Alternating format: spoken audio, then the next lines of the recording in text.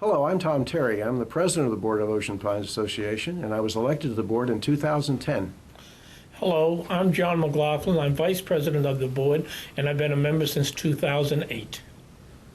I'm Pete Gomsack, and I was elected to the board in 2009. I'm the treasurer of the organization, and so I'm in my second year on the board. Hi, I'm Rick Handelman. I was appointed to the board by these gentlemen in 2010. Hi, I'm Les Purcell. I'm the secretary of the board, and I'm serving my 4th term as we speak. Hi, I'm Dave Stevens. I was re-elected for my 2nd term in 2010. And I'm Ray Unger. This is my 2nd term on the board in Ocean Pines.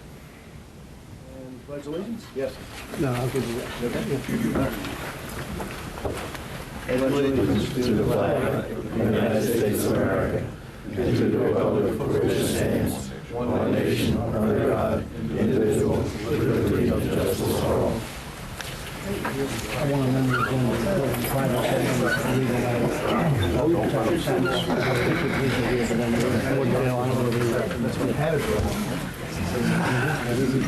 507. Welcome, everybody. We'll move on to approve the agenda, additions to. Agenda today, approval of minutes, public comment, environmental committee presentation, general manager's report, county commissioner's report. Old business was resolution M06, election committee final report, IRS update, PAL pending action list. New business, yacht club pool design contract, yacht club next steps, country club management contract, CPI violations, appointment to committees, public comment, closed session on a personnel matter, and adjournment. Any additions or changes? Dave?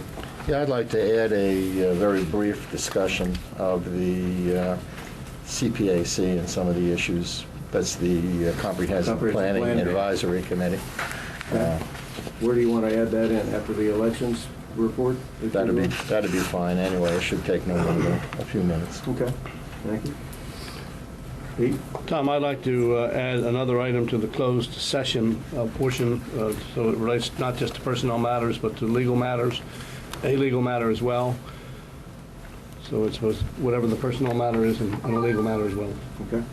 All right, the other change I'd like to make is moving the yacht club pool design contract up, maybe just for the environmental, just after the public comments. I have Kerry Nelson here somewhere. Right behind you. Oh, hey, there you go. And don't worry, tie him up all morning. Yeah, we're going to get him back to work. Yeah, we're going to get him back to work, exactly. So he's here to answer any questions. I'm trying to give him the morning off, and you're kind of... No, we get no time off. Move it up. We'll move it up, that's fine. That's great. Question, is the subject of the legal matter to be added to the closed session? Can that be stated? I know the personnel can, obviously, but... Sure, Dave. IRS matter. Okay, yeah, that's good. Is that different? Anything else? I'm going to give an update there, too. It's more detailed. Okay, we're going to delay approval of minutes till the next meeting. Phyllis has been out. Haven't had a chance to really read them and study them at this point, and I don't want to just do that haphazardly, so we're going to remove that. So we'll move right into the yacht club pool design. Wait a minute. Oh. Got ahead of myself. Public comment, sorry.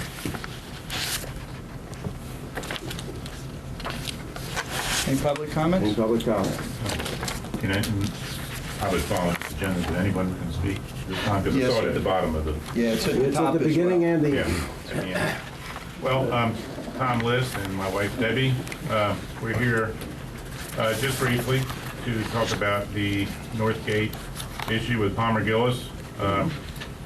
Just want to make sure that, A, he has not contacted anybody on the board, or the board as a whole has not come with any written proposal as of yet. Would that be correct? He's not contacted me, or anybody that I know of. Okay. So we just want to make sure that if and when that does happen, that the promise that we had, that we would be informed of any written proposal or anything basically from him, that we would, receive that information as quickly as possible. You have our commitment. Thank you. You're welcome. Tom? I understand he received a letter from the county commissioners that said they were not in favor of rezoning, or rezoning that parcel of land for the road. He received that letter. We didn't receive it. He received it. He received that. I don't know. But that's a different issue than Different issue. what they're bringing up. They're bringing up the access road for the Pine section, which would be our responsibility.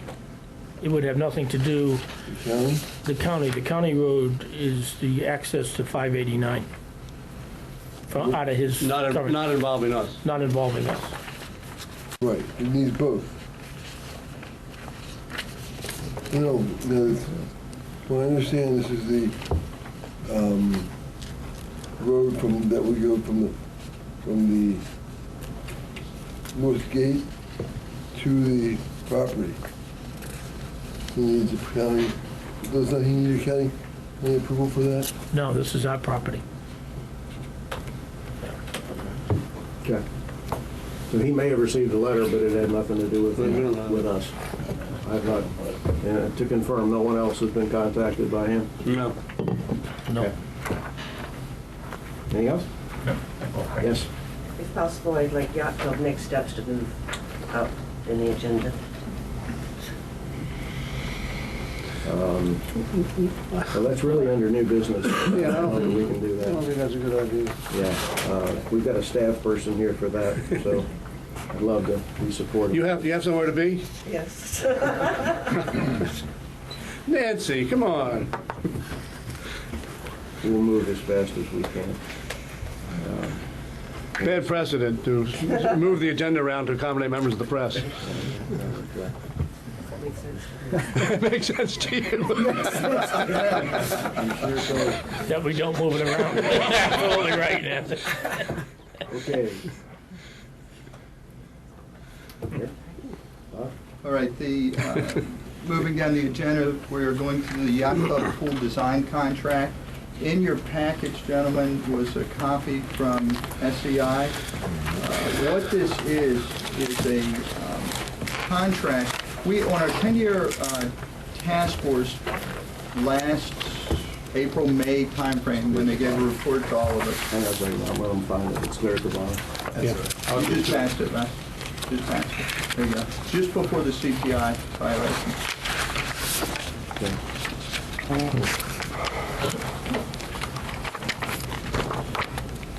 Go. What we got? Yep. A little color-coded here. Purple. Just before CPI, got it. Okay, what this is a request. We, as those who attended the 10-year task force meeting know that we have some issues with the Yacht Club pool. Very importantly, we have a challenge with the pump house. It's underwater. It's below grade, so it fills with water with rain, bad conditions. This is something that's been going on for years. So this is a proposal to begin the design and permitting process. This could take up to 6 months or longer to do.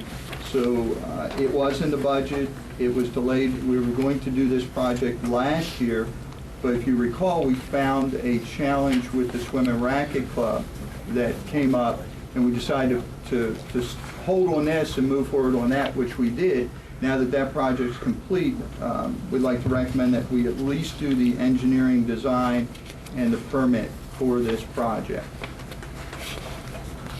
We had to do that at Swim and Racket, 5 years ago? Had to do it with Swim and It's Racket. underwater? All the electrical stuff was And underwater. Carrie Nelson's here from Public Yeah. Works with any additional questions you gentlemen may have. No, it's gotta be done. And Bob, this time you ensure that it's available for use come next season, right? Yes, this does not commit us to the bids or the work. This just gets the design and permitting process started. Again, this could take 6 months or so to Right. do. assume, let's say it took 7 months and we got it, we obviously would not start the project in the spring and take the pool down for the summer. But what we need to do is get started on this, have it ready to go, so when we're ready to pull the trigger to get the work started, it's in place. What are you going to do? Excuse me? Did you say what you were going to do? What's the project? Excuse me. We're out of order. Yeah, we're out of order. So just, All right, this is, just so everybody's clear, just a permission to get started on the permitting and design process. Well, I'll ask the question. Sure. What is the project? Thank you. Oh, I'm sorry, I thought I said the pump house and yacht club pool. Okay. I started with that. Yeah, well, this means pouring, I mean, basically redoing the entire yacht Yeah, club. around the, I'm sorry, around the pool area Okay, and the pump house. all right, that's You should good. have the scope there, Dave. The scope's on the front. Yeah, Yeah, it's- I see it, but, you know, just to say it in public, just to get it Yeah, out. that's- Okay, now, the other question that I had, if I may, when we do the permitting, does, you said that doesn't mean we have to go right ahead and do the pool. How long do the permits stay in force? 3 years. 3 years. So it's a very safe thing that we've always looked at doing this within the next 3-year period anyway, despite the perturbations on the yacht club itself. Correct. Okay. Correct. Bob, I think the point is that this can be separated from any other work which has to be done at that complex, right? Yes. And we might as well proceed with it. Yes. It replaces the wooden decking with the concrete decking, takes care of the problems we have, and we have to do it anyway. So why don't we True. just get started doing it? True, but we were trying to coordinate the two Yes. prior to this, but we'll still be able to do that. We have a Exactly. 3-year window. 3-year which is fine. That's why I'm recommending we go ahead and get started with this now, knowing there could be up to 6-7 months to get this part of the work. do I hear a motion to approve? If I have one question. Yes, sir. How does this impact upon any potential work that has to be done in the enclosed swimming pool? Is it in the bottom that need to be looked at too? This isn't, I understand that, With the sports court? the sports club pool. No, this is nothing. Separate and distinct, I understand that, but I mean, how is it gonna impact? Because isn't the bottom of the pool and the sports court beginning to separate? No, the bottom of the sport, they're getting ready to marbleize, was in the budget this year, Okay. marbleize, but they didn't. That's a complete separate budget item. What's the cost of the, if you'll go to 16,000. 3, no, actually, It's more than 26. 26,000. 26,000. And is that within budget, this Yes. year's budget? Yes. It's in, It was in that, Yeah, it was in this the money year's that was in budget. the yacht club. Did we have a motion? I mean, 1.1. that's all- Any more questions? I think- Yeah, motion duly approved. Second? I'll second. All in favor? Aye. Opposed? None. Thank you. We'll keep you updated. Gotcha, thanks, All Gary. right, Have a good day, Carrie. thank you. Get back to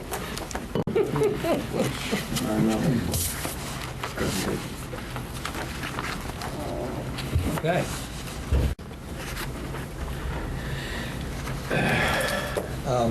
I, Les Purcell, am the liaison to the Environmental and Natural Assets Committee.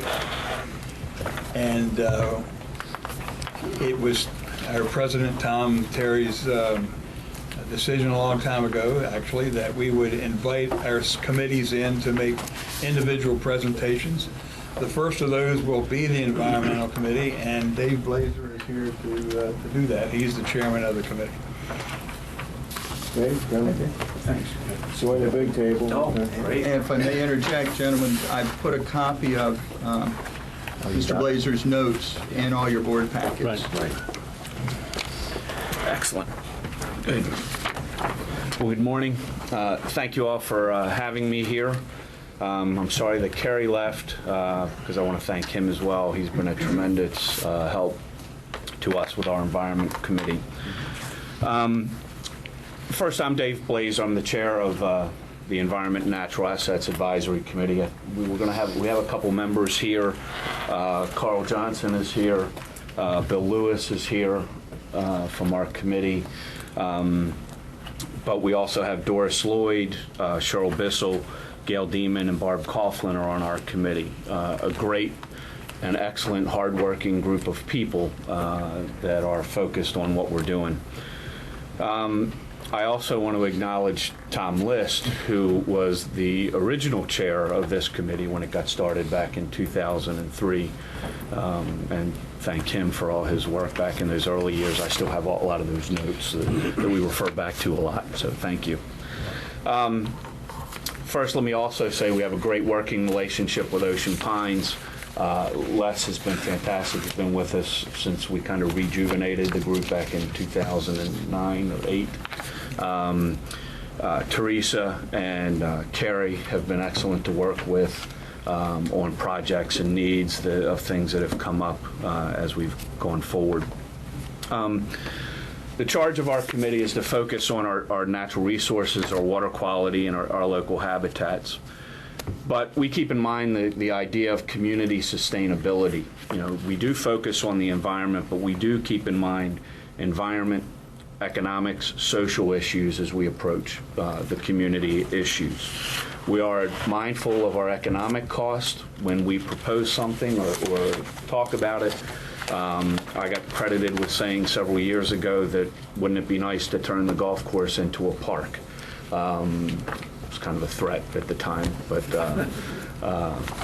that is not our goal. Our goal is, you know, to maintain the community in a good environmental fashion that promotes environmental stewardship in the community. Everybody knows that green is big right now. You know, it's all over the paper. Google just invested in renewable energy last week. Les, this morning, to show you how far the environmental issues have come, here's a copy that was distributed in an airplane for one of Les's trips. The Financial Times.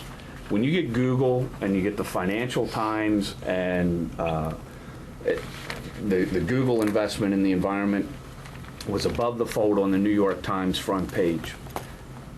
It's making progress. You know, it's not just a fad anymore. It makes economic sense. Communities are doing this, you know, going green, practicing sustainability because it makes sense. And for us as Ocean Pines, it truly makes sense. We have great natural amenities here. We're a waterfront community that needs to make sure that our water quality is clean. We need to make sure we're doing the right things to help protect our environment and that it's going to be acceptable to the property owners as well. It makes sense for us as a waterfront community to do those things.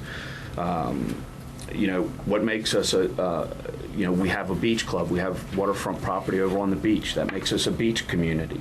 We have coastal bays, creeks, and canals, and that makes us a boating community. We have a lot of open space, which is tremendous for our walking and biking and so forth.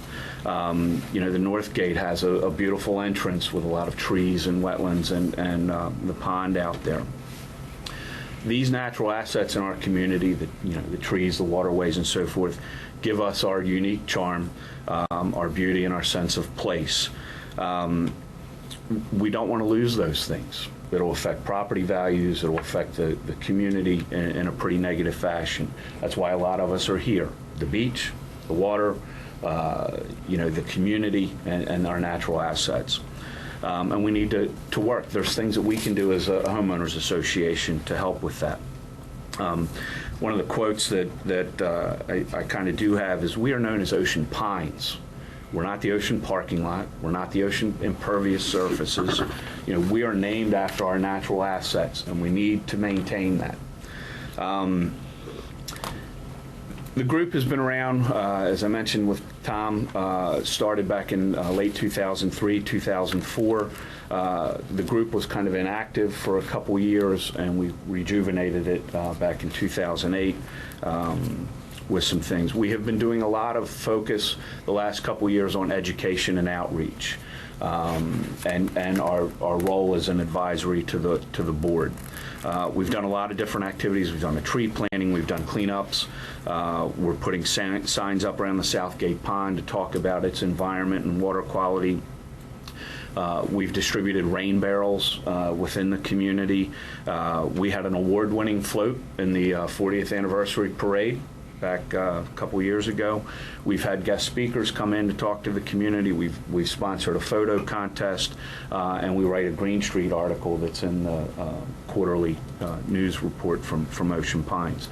We've advised the board on kayak and canoe trails, stormwater management, ditch management, energy, water conservation, native plants, a lot of the things that we can do as a community.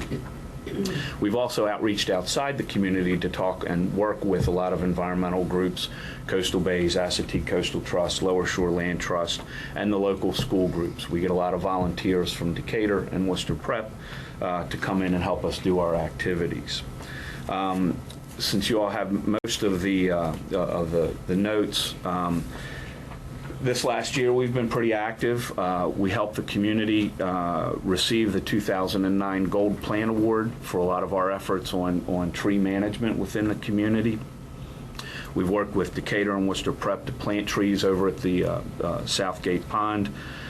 We have received a community trust, a Coastal Bays community grant for the signage. And here's the best part for you all. We have not asked for a single dime from the Ocean Pines community. We go out and get grants to do the activities that we want. We don't want any money. We don't have a request in. So we are trying to do things within our own existing resources and working with Carrie and Teresa and others. So we don't cost you a dime. We're going out and getting money to help do these activities that we've done. The Rain Barrel grant that we had got a couple of years ago. No money from you guys. We don't want any budget. We have funding sources that we can go out and search and get. We had a community lecture come in. Mary Owens from the Critical Area Commission came in and talked about what we as waterfront community can do to help protect water quality in our coastal bays. We've done Earth Day cleanup around the Southgate Pond, and again, we have sent emails and letters on a variety of issues recently. The remodeling of the beach club and the parking lot, the yacht club remodeling, the Gillis proposal at the North Gate. So we have provided some input from our perspective on those particular issues. What we would like to see from the board is to use us. We have a great committee. We are a very active committee. We meet monthly. We met last night, and Mr. Thompson came by, and we had 100% attendance last night, and we had great discussions about what we were going to say here today. Our group is very free-flowing and brings information, but we also have a good time. Mr. Thompson stopped in and said, are you guys having a party or are you having a meeting? Because we were laughing and joking, and we, really enjoy what we are doing. So we want the board to use us, ask us. We are a great resource. What we don't know, we'll look up, but we will find out and give you some advice on particular issues. We're going to continue our focus on education and outreach to let people know what they can do as a waterfront community to help protect our water quality. Really the major thing that we want the board to do, and really the community to start thinking about, is how can we practice more of these green activities? Our comments back to the board about like the beach club and the yacht club remodeling and what's going on, are there ways that we can make those buildings energy efficient? What can we do to make those conserve energy? Is it geothermal? Is there potential for solar panels, insulation, good windows to make sure that the heat and electricity is not escaping? Those are the types of things that will pay for themselves over time because you're going to decrease operation and maintenance costs. It's been well proven, the lighting and so forth, that it may cost you a little bit more in the beginning, which is difficult to hear and deal with, but over the lifetime of the building that you're going to be doing, you're going to save money.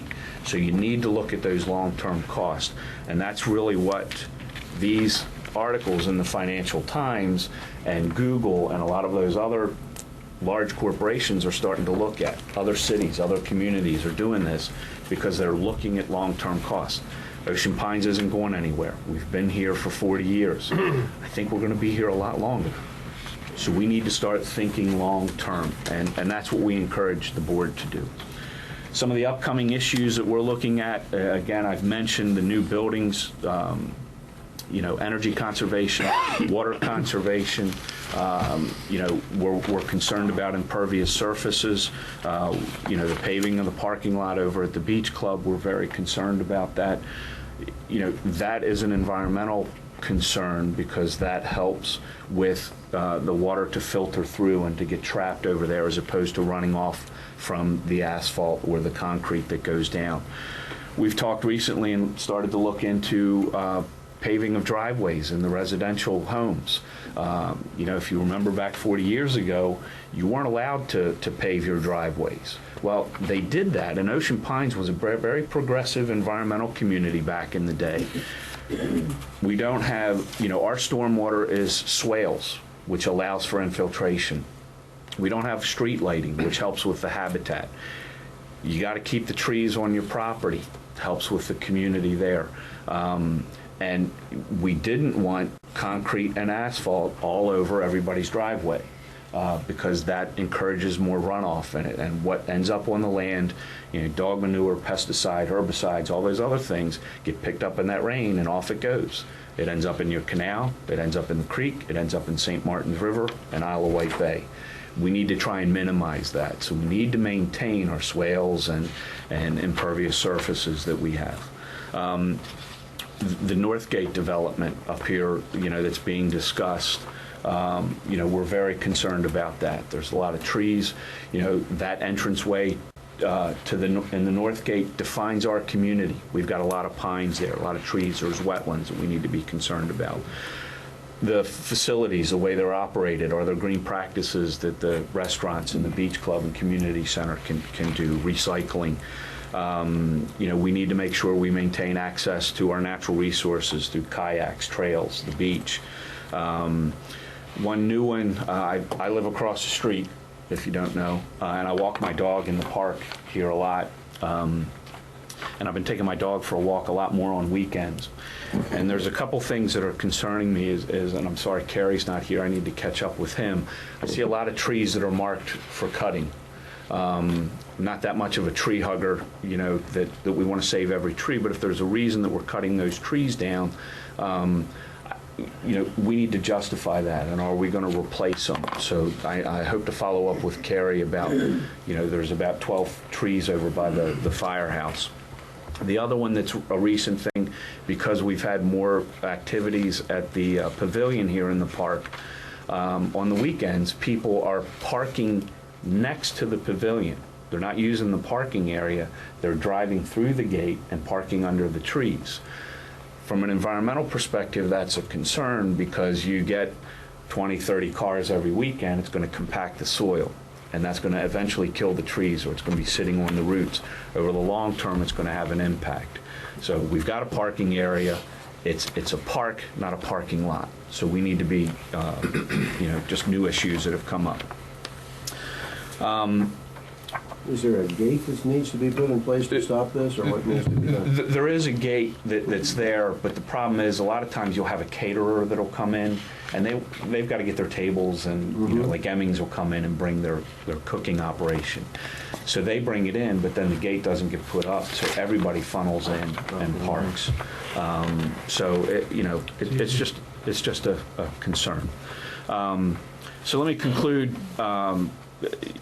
By a couple things that I've talked about. Again, we hope that you'll at least start to incorporate some of the green and sustainable ideas into your deliberations. Use us. We have an excellent committee. They are very dedicated and very active and very interested.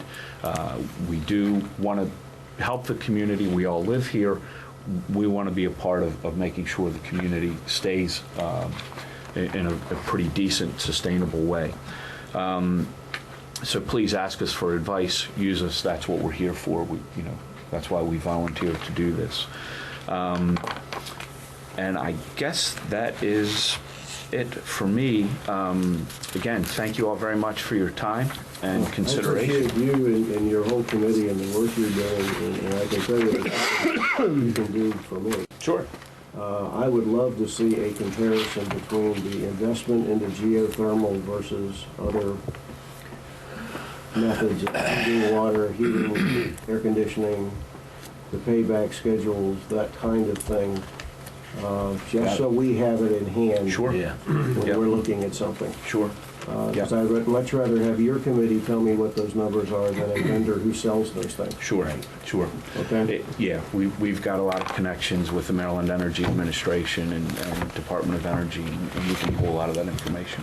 So we'll get that. May I also ask, I've been corresponding with a gentleman with potential of solar power, and my initial interaction with him was I was trying to find other ways to reduce costs at the enclosed pool. You know, solar is obviously a big opportunity for us. Would it be appropriate to pass that information on to your committee that I have so far, and would you guys mind running with that? Sure. Yeah, in fact, we've done some preliminary work. We've talked to a couple of the local vendors on that. Those of you that don't know, I'm a environmental consultant in my real daytime job, and I work for Blue Water Wind, the offshore wind development company that's looking to put windmills offshore. You know, I was first approached, you know, can we put a windmill up at Sports Core over in that area? It's really not feasible. We don't get enough wind there. It's better on the waterfront. But the solar idea does make a little bit of sense, and there is a way to do that. My preliminary discussions, and again, we'd be happy to give you more detail on this, but you know, they don't want to mess with the building because of the structure of the Sure. coverage. But what they would talk about is kind of an array that would be next to, you know, in the fields that would be there. So there's some issues there, but we'll take a look at it and come back with I'll some get the ideas. info for you. One question, to be asking, just thinking out loud, is there some way that the community, individual homeowners, in fact, with your experience and knowledge of your committee, you know, with all these new types of hot water heaters and things like that, you know, if we get information out to the community and maybe some more understanding about how these things work, where you get the information from. No, that's a great idea, and that's been a lot of our focus for the first 2 years, is a lot of education and outreach to the homeowners. You know, that's why we talked about native plants. We kind of bristle when we see people put palm trees in the front yard that are going to, you know, die out in the winter. So, you know, we want to see the loblolly pines and the, you know, dogwoods and so forth that are native. So we focused more on some of those things, but we will put some of the energy conservation things that homeowners do. You know, we've worked with Teresa on providing a lot of that information and trying to get it out through the existing networks, but we'll continue to do a lot of that stuff. Mostly a lot of the events. Maybe we can do a page on the website Sure. that people can click to with recommendations and those type of things. Dave? Yeah, just as an addendum to what you said about the geothermal, if you're not familiar with it, Dave, during the 10-year task force did look into geothermal as an option. And I don't know if you have all that information, but it certainly could be available to you if you do. You know, and that including numbers. Yeah, and that's great. I'm glad you reminded me of that. You know, one of the things that our committee has talked about is, you know, I don't know how many advisory committees there are in the Pines, but, you know, we want to work with the Comprehensive Planning Committee and the 10-year Planning Committee and you know, a lot of the other groups that are out there, the Marine Advisory Committee. There's kind of a link there that, you know, we can help and they can help us so that we get the best advice to forward on. You know, that the more cross-cutting we get of a lot of those advisory committees, and, you know, I mentioned Tom before. Tom did a lot of work on stormwater, you know, back, you know, when he was the chair of the committee. That got passed to the Comprehensive Planning Committee, and they worked on that. And then, you know, just recently we had some stormwater issues. Those issues all surfaced up, and we had, you know, Tom's work, our subcommittee work, the comprehensive planning group work. So it's kind of rejuvenated. We need more of that, cross-cutting with the other advisory committees. Well, thank you. Yeah. Appreciate it, Glenn. Thank you. Thank you very much. Thank you, fellas. Appreciate it. Appreciate your time. Yeah. Thank you.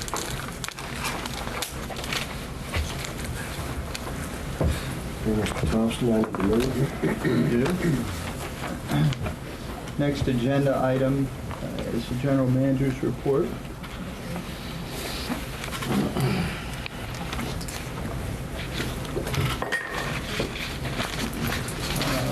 Couple things before I start. Per Mr. Stevens' request last month, and rightfully so, I did print out copies for everybody. I'm sorry? I said, aha. Yeah. I was here late making some final changes last night, so I needed to update, but this also includes note sections next to those, next to each slide. Thank you. To follow. That way it's easier, and I understand how that might make it an easier process. So I have that. Okay, I'll bet you are. I didn't know you needed. Okay, no, I'm good. I'm good. Yeah, you're out of the way. New Okay. lights? Can we have one set of lights over there, sir? Right above your head. Good. All right. Try the other one first. No, they cut half the lights off, so yeah, that's fine. Thank you. We're going to go over financials, and something that Mr. Stevens had asked for last month, which was not included as we discussed, were the financials, which is typically done quarterly. So since we didn't do it last month, there are 3 ways to look at financials this month. One is what's in your packet, which you usually get as a board member. Second, we're going to share with you some year-to-date. When I say year-to-date, we're actually going to go over numbers through September 30th. Okay, so they're accurate, up-to-date on expenses and as well as revenues. And then we're also created information for you to demonstrate where we are based on our current run rate, to include information as example, if we went into a contract for golf, we projected some numbers, and I'm also going to share with you the projections through the fiscal year end. So hopefully that'll catch us up from where we were and provide some additional that we don't typically provide. We're going to briefly go over some current projects. We're going to talk about some 10-year task force, the implementation team, some of the things we're currently working on. Some recent challenges that we ran into that maybe not everyone's aware of. I'll give a quick foreclosure update, marketing plan update. Okay, any questions about what we're going to cover? All right, let's start with the financials. Okay, if you'll notice, this is the departmental summary through September 30th. Okay, so this gives us the most up-to-date, accurate information based on where we are. Admin, which sounds like, looks like from a revenue stream, admin's developed a lot of money, $4,832,000. That's actually collection of dues and those type of things. So it wasn't me out there drumming up new business. So I don't want to make a mistake. Everybody think, wow, he's generated $4 million. Don't want to be misleading. We have our expenses. If you take the revenue and expenses, the actuals were $4,341,000. Budget was $4,351,000. So we have a delta, and you'll notice on all my slides here, the deltas are going to be in red to clearly define. 9,716 year to date. Public Works, revenues of $64,000, expenses of $624,000. Now, please understand, Public Works is not a income earner. Okay, they're not ones out generating. The actual is $560. We budgeted $560, so they are $316 to the plus based off budget numbers, which is pretty much a push. When you say they're not revenue producers, where does the revenue come from then? Public Works generates, there are monies that are built into there that were budgeted for different things, projects and such. So it's more of a budget. Primarily fees, right? Yeah, CPI fees, you know, any project to get, you know, a homeowner does something, there are fees that are associated. PS is public safety. That also include not only police department, but I've also included fire department. You know, as you all know, we pay for fire department expenditures as well. The 660, please understand that is not revenue generated from tickets written by our police department. We don't get revenues from that. Okay. 785, the actual were 784. Budgeted 791,000, so we are to the good of 6,585. Rec and Parks, 828,000, expenses of 436,000, means the actual was 391. We had budgeted 349, which leaves us a $42,000 plus. Aquatics, 441,000, expenses 371. Actual was 70,000, budget was 21, so we're 48,000 to the good there. Yes, sir. One more question. Yes. On the Rex and Parks, Yes. you said the budget was 349. Yes. The actual was 391. Yes. How's it a positive? We had budgeted year-to-date through this point to be $349,000. Right. Okay. Our actual income to this period is $391,000. Okay. So we're to the good Okay. That's a net. of $42,000. That's, His income, not. well, that's expenses All right. minus revenues. Revenue, take away expenses, Net, gives me net, my net. actual net Net. numbers. Yeah. Okay. Sure. What is, I mean, I guess I can go back in all of this, but what does Rex and Parks include? Well, if you, and you can go back, that Yeah. you guys get those reports. What I'm trying to do is not spend, you know, a length of time going over each line item in the report. Okay? So it They're includes here, beach but- parking, for an It example. also has Yeah. tennis. It includes marinas. tennis, where, yeah, well, Okay. yeah, beach parking, of course, is the huge revenue Three-quarters of getter. it. Sure. So when you understand that Rex and Parks, quote, Rex and Parks, includes a lot of things that are. Yeah, tennis, marinas, and beach parking. And marinas, okay. So in other words, with the marina and if you took out the marinas and the beach parking, it'd be a whole different thing. Well, I A net yes. loss, actually, I believe. I mean, it costs us money. Rec and Parks runs tennis, marinas, so that's why I've Yeah. lumped them under I understand. the heading. I didn't feel it was necessary to go into every No, detail. just so long as we understand. I mean, Yeah. that's a major thing. It's not a minor thing. And most Okay. of the addition was due to the marina.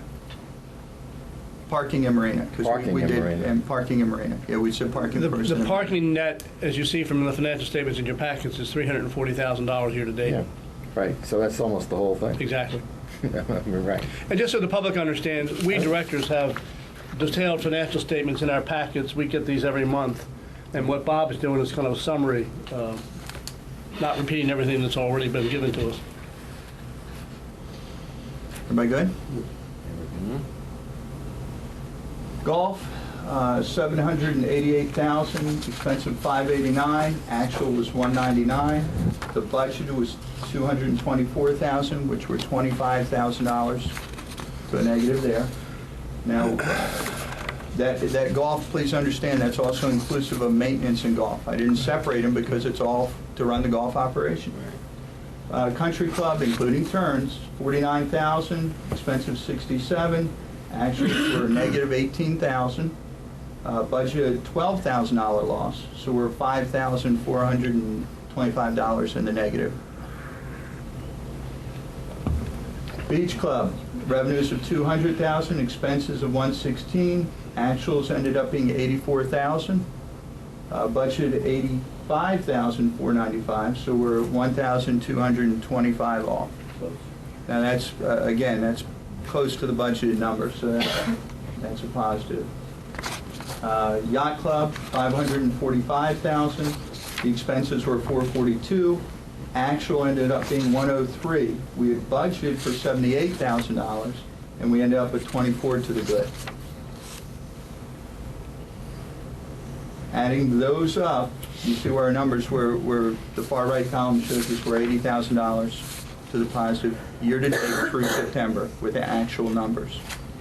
Now I'm going to give you there's one other piece to the September departmental summary.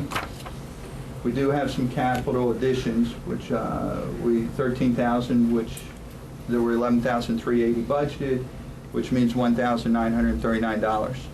Again, sports core loan, which you notice it's as actual budgeted. We knew we took that loan. We know what those real numbers are. So our bottom line, when you add those two, bring the totals from the first page. So we're actually $78,000 to the good year to date. 5 months. First 5 months based on our budgeted numbers. Okay? Now that's a departmental summary through September. Now what I'm going to share with you is the same type of report. Everything's exactly the same, except what we did was stretch it out through the remainder of the fiscal year based on our projections, just so everybody has an idea. Please understand that these are only projections. We won't know until we actually go month to month and we accomplish it, but I think we need to do some forecasting. You look at admin, $4,984,000, expenses of $1,202,000, actuals, budgeted, variance of $66,000. Public Works, revenues, expenses, actuals, we're expecting a variance of $53,000. Public Safety, again, police and fire, 1,500 in revenues, expenses, actuals.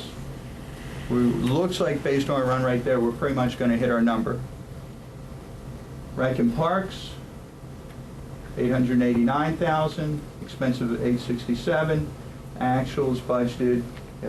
Again, based on where our numbers, it looks like we're going to be close to $30,000 to the good. Aquatics, revenue, expenses, based on our run rate, $54,000. Golf, $967,000, 1.2. Now, please understand this 119 at the end for the variance, we did include estimated numbers. We don't have a contract for an outsourcing strategy, but what we wanted to do, knowing that that was the direction we're moving in, at least put some numbers together for some forecasting. I think it's important to at least budget for it. So we've added those in. What did you add in? We added in the cost for the Casper contract. We added in. What was that cost?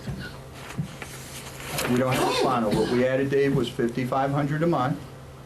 We estimated a $75,000 increase in salary cost.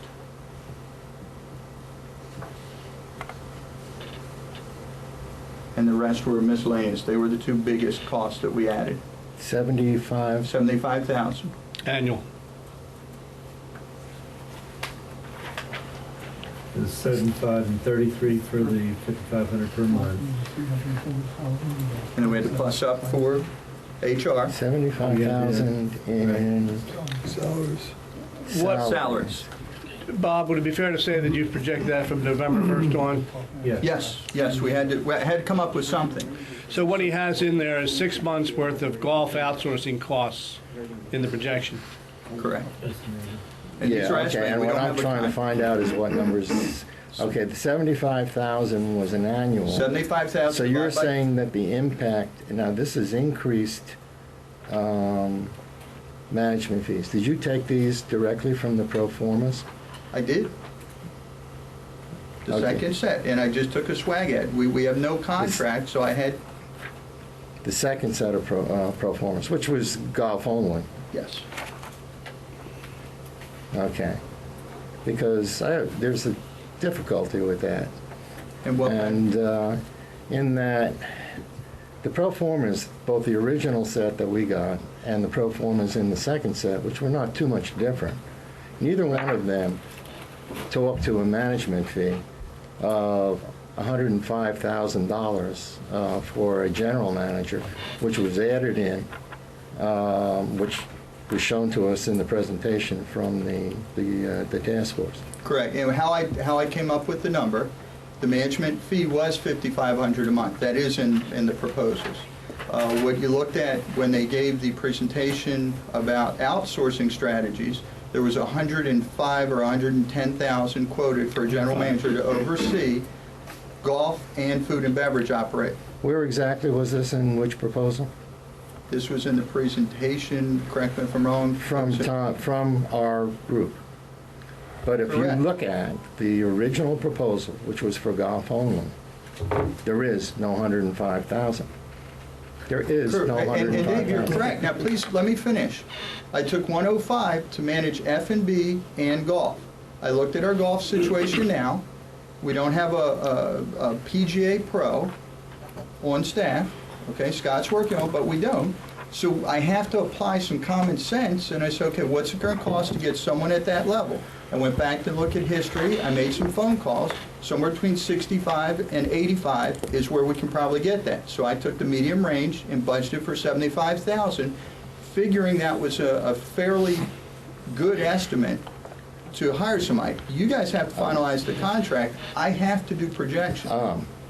And that's what they are, projections. But I can't question, and what I want to do is I need to know those numbers. So what I looked at was their proposal, which was originally for golf, and the pro formas that were associated with it.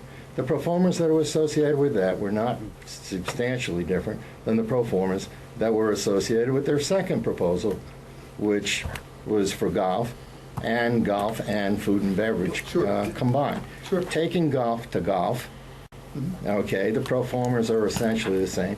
They showed an increase in personnel costs, but they showed a corresponding increase, roughly, Right. corresponding increase in personnel expenses. Yes.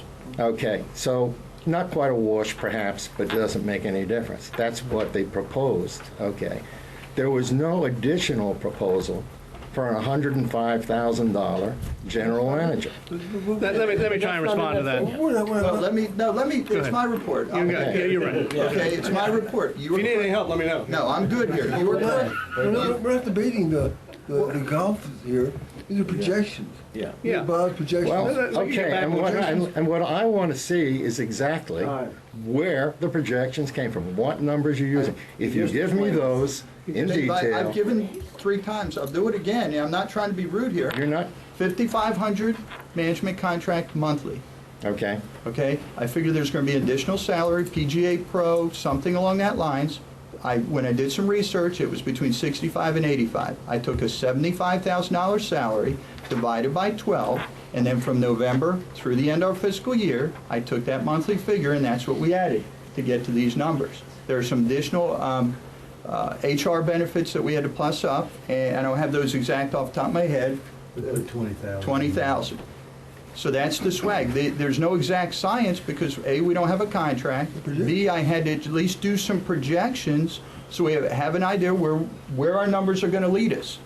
Now, you guys may negotiate something different. All now, I'm asking is what the projections are based And it- on. It's as simple as that, and I've okay? given them 4 times now. Okay, all right. I'm not trying to be rude. I mean, Now you're what I'm, asking now for what I'm something. I will question those projections, okay? Okay.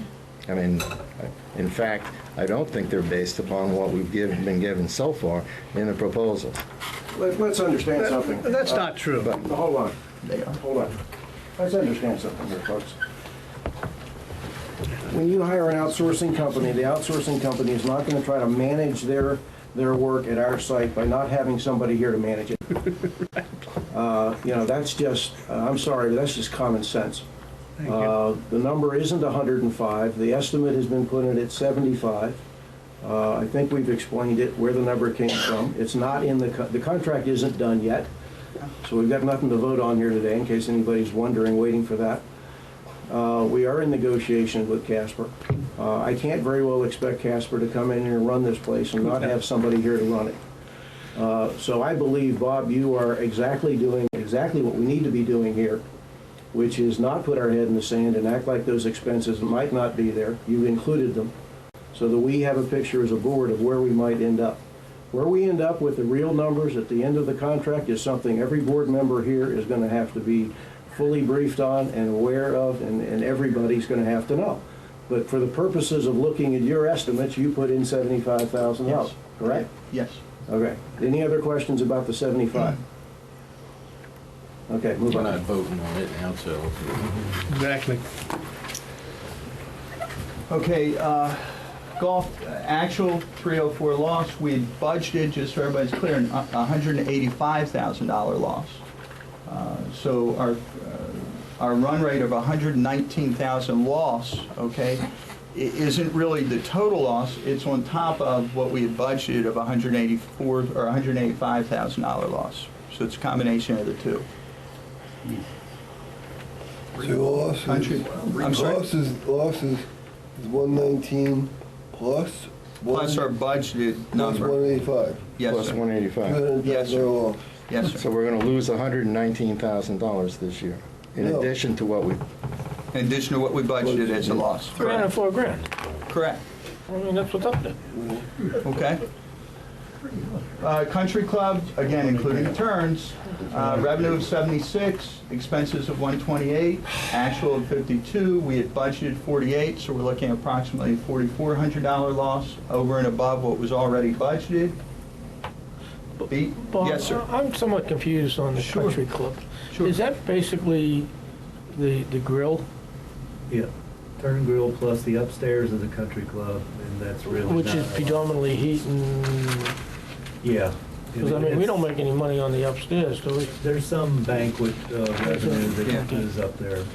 Okay, so most of that is Turner's Grill and the country club? Yeah. Correct. Okay, The revenues for this. That's fine. $2,000 of the revenues of the country club that's year-to-date, fine. $2,000.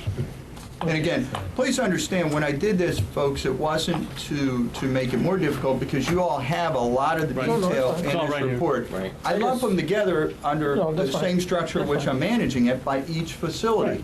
You know, is it going to produce money or is it not? but my only point was, really, when we talk Yeah, about what it the country included. club, Sure. Turner's Grill is really there for the golfers. Precisely. Yes, sir. Yacht Club, 646,000 revenue, expenses of 744.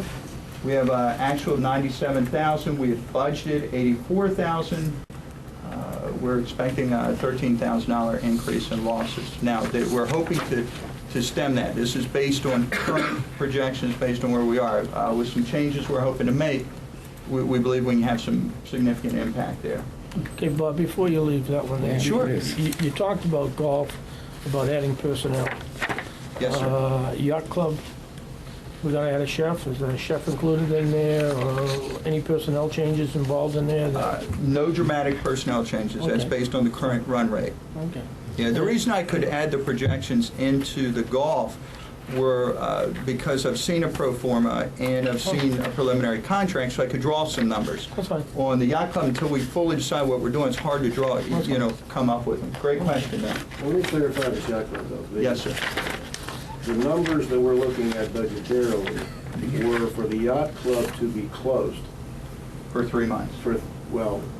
was it not moving to, these numbers reflect the move to the country club because when these budgets were done, the yacht club was in the midst of a review So to be we did, right? rebuilt and closed down, correct? Yes, that's correct. All right, so these numbers do not reflect, they reflect the budget, but the yacht club is now open as opposed to being closed and relocated to the country club for 3 months. Yes, sir. That's Okay, correct. so any budgetary difference that we might see here, we're up against a budget that was set on the yacht club facing an impending closure Correct. and a remodel or tear down possibly after a referendum, correct? Yes, sir, that's Okay, correct. all right.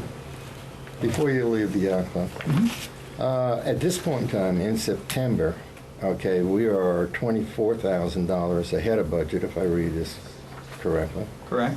and of what we actually budgeted. Yes. Now, we're going into a sort of the slowdown season, reduced Right. operations and so forth. Now, I know during that season, everybody knows we lose money. But why are we going to lose more money against budget? We would have already budgeted that turned out. I mean, what is it that you see coming that would make that happen? You want to jump in, or you want me? Well, I see that the expenses of having the club open on a regular basis as opposed to the modified, budget that we had done where we were going to be doing construction, where utilities were going to be less and that sort of thing going on. Okay, cool. I'm projecting that That it's more answers the question. expenses Okay. and not enough revenue. Gotcha. Okay, everybody good there? Yep. Same type of thing, I pulled some of the knowns from the previous slide, and then sports core loan, capital additions. So that's what the net, based on projections, look like through the end of the fiscal year. Now, please understand, these can change. I had to budget out, I had to use some assumptions, but we think they're pretty close at our current run rates with our current processes. Now, okay, so net bottom line is 173,000, Yes, sir? and of that 173,000, 119,000 is due to the increase in golf and Yes, sir. if we manage out. Correct, yes, that's correct. Okay. Hey, again, projections, No projections. half of that, You don't talk 6 months. I'm looking at his number right here. I used the 119. Oh, I'm sorry. Yeah. The impact of the outsourcing. Correct. Yeah. Well, is that in fact Yeah, a right. fair statement? I know you put that in there. Yes. However, the real question is the $75,000, is that going to be a sunk cost regardless of whether we contract out or not? That's to be determined. I made the assumption that that additional 75,000 would be a cost that we would have to absorb for a PGA pro or someone of that level to manage the course. So Okay. yes, I took that assumption. It could Okay, be wrong, but no, I'm not questioning the figure. What I'm saying is regardless of whether we contract out or keep in-house, you still gotta I have a pro. still have to budget for that. So the Yes, sir. so the $119,000 saying that it's a cost of contracting out is in fact not reality. It's half that if you take out the $75,000, because that's something you're probably gonna have to do either way. That's another way of looking at it. Yes, sir. That's correct. That is a way of looking at it, if it weren't for the fact that the pro formas that we were given already had a substantial increase in personnel costs embedded within them. This is on top of that. I'm just going with this figure, Dave. And it is also true that by hiring a senior pro, we've already had a presentation at our last meeting that showed fairly clearly that in fact that wouldn't be required. Dave, So- my point is that we show a $119,000 loss, am I correct? Yes, sir. My point is that, and we said that is directly attributed to if we contract out. In essence, $75,000 of that is a sunk cost regardless, because we need a pro. And my point is, John, that that's not so, that in fact the pro is already included in the pro formas, and that we won't have to spend that $75,000 if we don't contract But the out. answer, since it's my projections, yes, sir, you are correct. Thank you. Until we get the contract done with Casper and put it up or down, we won't know what the real impact is. Correct. That's true, but I think it does point to the fact that these numbers and getting them precise, so we all understand them and everybody understands them, is critical before we vote on that contract. We're a long ways off. No question. The projection. Let me just add one comment, if I may. Bob has referred several times to a pro.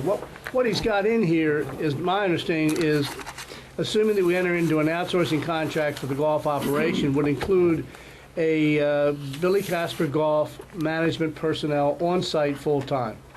Because if we do choose not to do food and beverage, that person would be more golf-oriented than food and beverage-oriented. Obviously, if they're not doing food and beverage, you don't need the skill set required in that general manager. So the general manager has always been part of the equation, not just with Casper, but every firm we talked to, notwithstanding certain people's perceptions. That has always been part of the case. So when Bob talks about a pro, we're really talking about a Billy Casper Golf general manager. As Tom Terry said earlier, You can't expect to outsource the management of an operation and have no one here from that organization. That's part of what you're buying into. They are here on site managing the operation on behalf of Billy Casper Golf or whomever else it might be. So that cost is embedded in what we're talking about here. Well, you know, one of the problems there, Pete, at least I have, is that those of us who weren't involved in talking to Billy Casper Bless you. only have what was written down as what we have to go on. And I'm telling you that that manager was not included what was written down in their original proposal. Now, if you've talked to them and they told you that that was true, you know, I can't respond to that.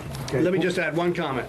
It's not just Billy Casper Golf that this pertains to, Dave.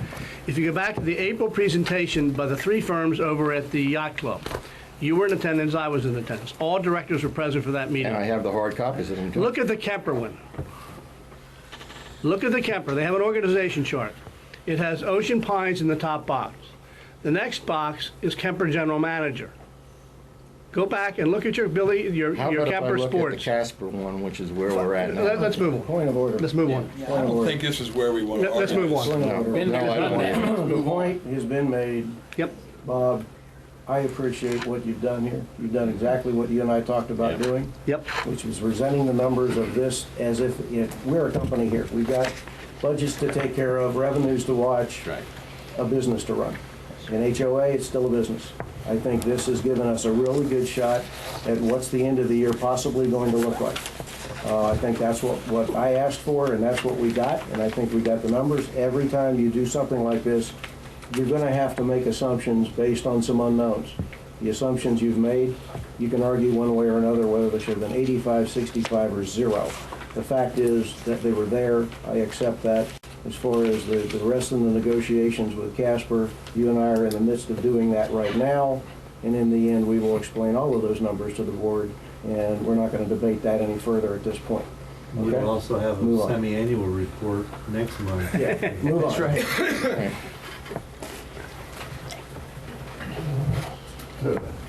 Okay, out of the budgets and into something. Oh, one last comment. That has nothing to do with golf, has nothing to do with golf. The 173 is almost identical. The negative that Bob put up there, that's your projected at this point negative for the full year, right? Yes, sir. That's almost equal to the positive variance from last year. Thank you. Okay, some, maybe on a little lighter note, maybe something a little more fun to look at. Some things that Public Works has been focusing on, I'm just giving some bullets there, obviously very, very busy for us, but some things we've been working on. Southgate fencing, there's been some poles out there, there's some other things that have been falling down and in disrepair they've been actively working on. You'll notice they've changed the planning around the gates. They don't look quite as good as they will in the next 30 days is our hopes. I know the last set of flowers, everything looked really good. Kerry and his team absolutely tell me those pansies they planted will fill the space. So work with us a little bit. Mother Nature needs to help some. Beach Club, one of the things when we were looking at the Beach Club this year when we wrapped up was underutilized space, primarily downstairs, and I've talked about before. You know, they're just out of space for storage, out of space for activities over there. We found that we have a lot of obsolete stuff, not the least of which was a very, very large hot water heater furnace, you know, one of the real old ones, been there since it began, and we're in the process of removing that. We took out some old furniture and refrigerator and stuff that was all in the basement, been there at least 10 to 15 years, not used, you know, just outdated. We've cleared it all out, and we're ending up with a lot more usable space over there, so storage should not be an issue. And that's part of our you know, wrap up for each of the facilities, is really putting it in good condition so the spring opening is a lot easier for us moving forward.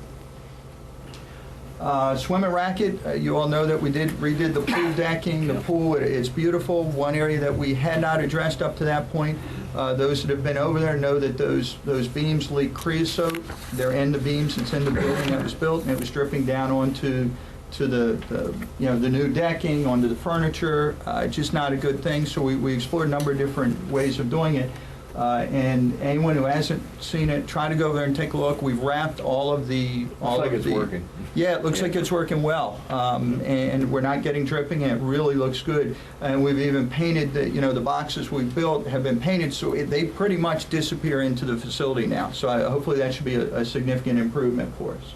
Winterization of the facilities that are closing has begun. Some has started, and the press will be the first week or so in November when we really start to winterize everything.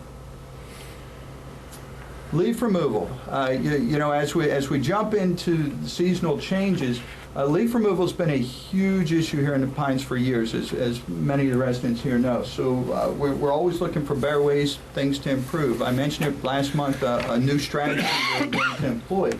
I'm going to give you exactly what we're going to do moving forward.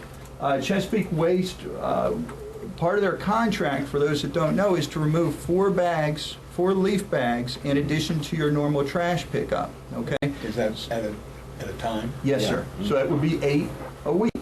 Okay, so folks that bag their leaves should be utilizing that more. Bag them, put them out 4 at a time. Of course, that doesn't remove all the leaves. So we will continue our road crews with the vacuuming. As a matter of fact, we budgeted and have purchased, and should be in any day now, the new leaf vac. The one we had was 12 to 14 years old and just wasn't functioning very well. So we have a new one that was in the budget, and it's on its way. That should speed up the process. Now, what has happened, and last year was a great example, this was a process we used, and Mother Nature just didn't cooperate. We had the snow and the bad weather and just a number of different pieces. So we had to come up with some different strategy this year. Ocean Pines trash truck. This isn't really an Ocean Pines trash truck. We're leasing a truck at a substantially less cost than what it cost us manpower-wise to actually go around with a pickup, or more importantly, the big dump truck that the guys had to heave clear up into it. So you've got manpower issues and cost to operate. We're actually going to lease a trash truck from one of the local municipalities, which is a rear loading. Now, what our strategy there is going to be is when Chesapeake Waste is on the north end, we're going to have 2 of our folks working on the south end collecting leaves. So if you bag it, we'll pick it up. And if you want to put 7, 8, 9 bags out there, put them out. Okay, we're going to aggressively go after this. The days that Chesapeake's on the south end, our guys will be on the north end. This is going to be a 5 to 6. Yes, sir. This is a new trash truck? We're not buying it. We're leasing it from a municipality in the area. Yes. Okay. Good. Yeah, it's a different strategy as opposed to running the dump truck around with the guys trying to keep up, heaving the bags up. Will there be a schedule as to where it's going?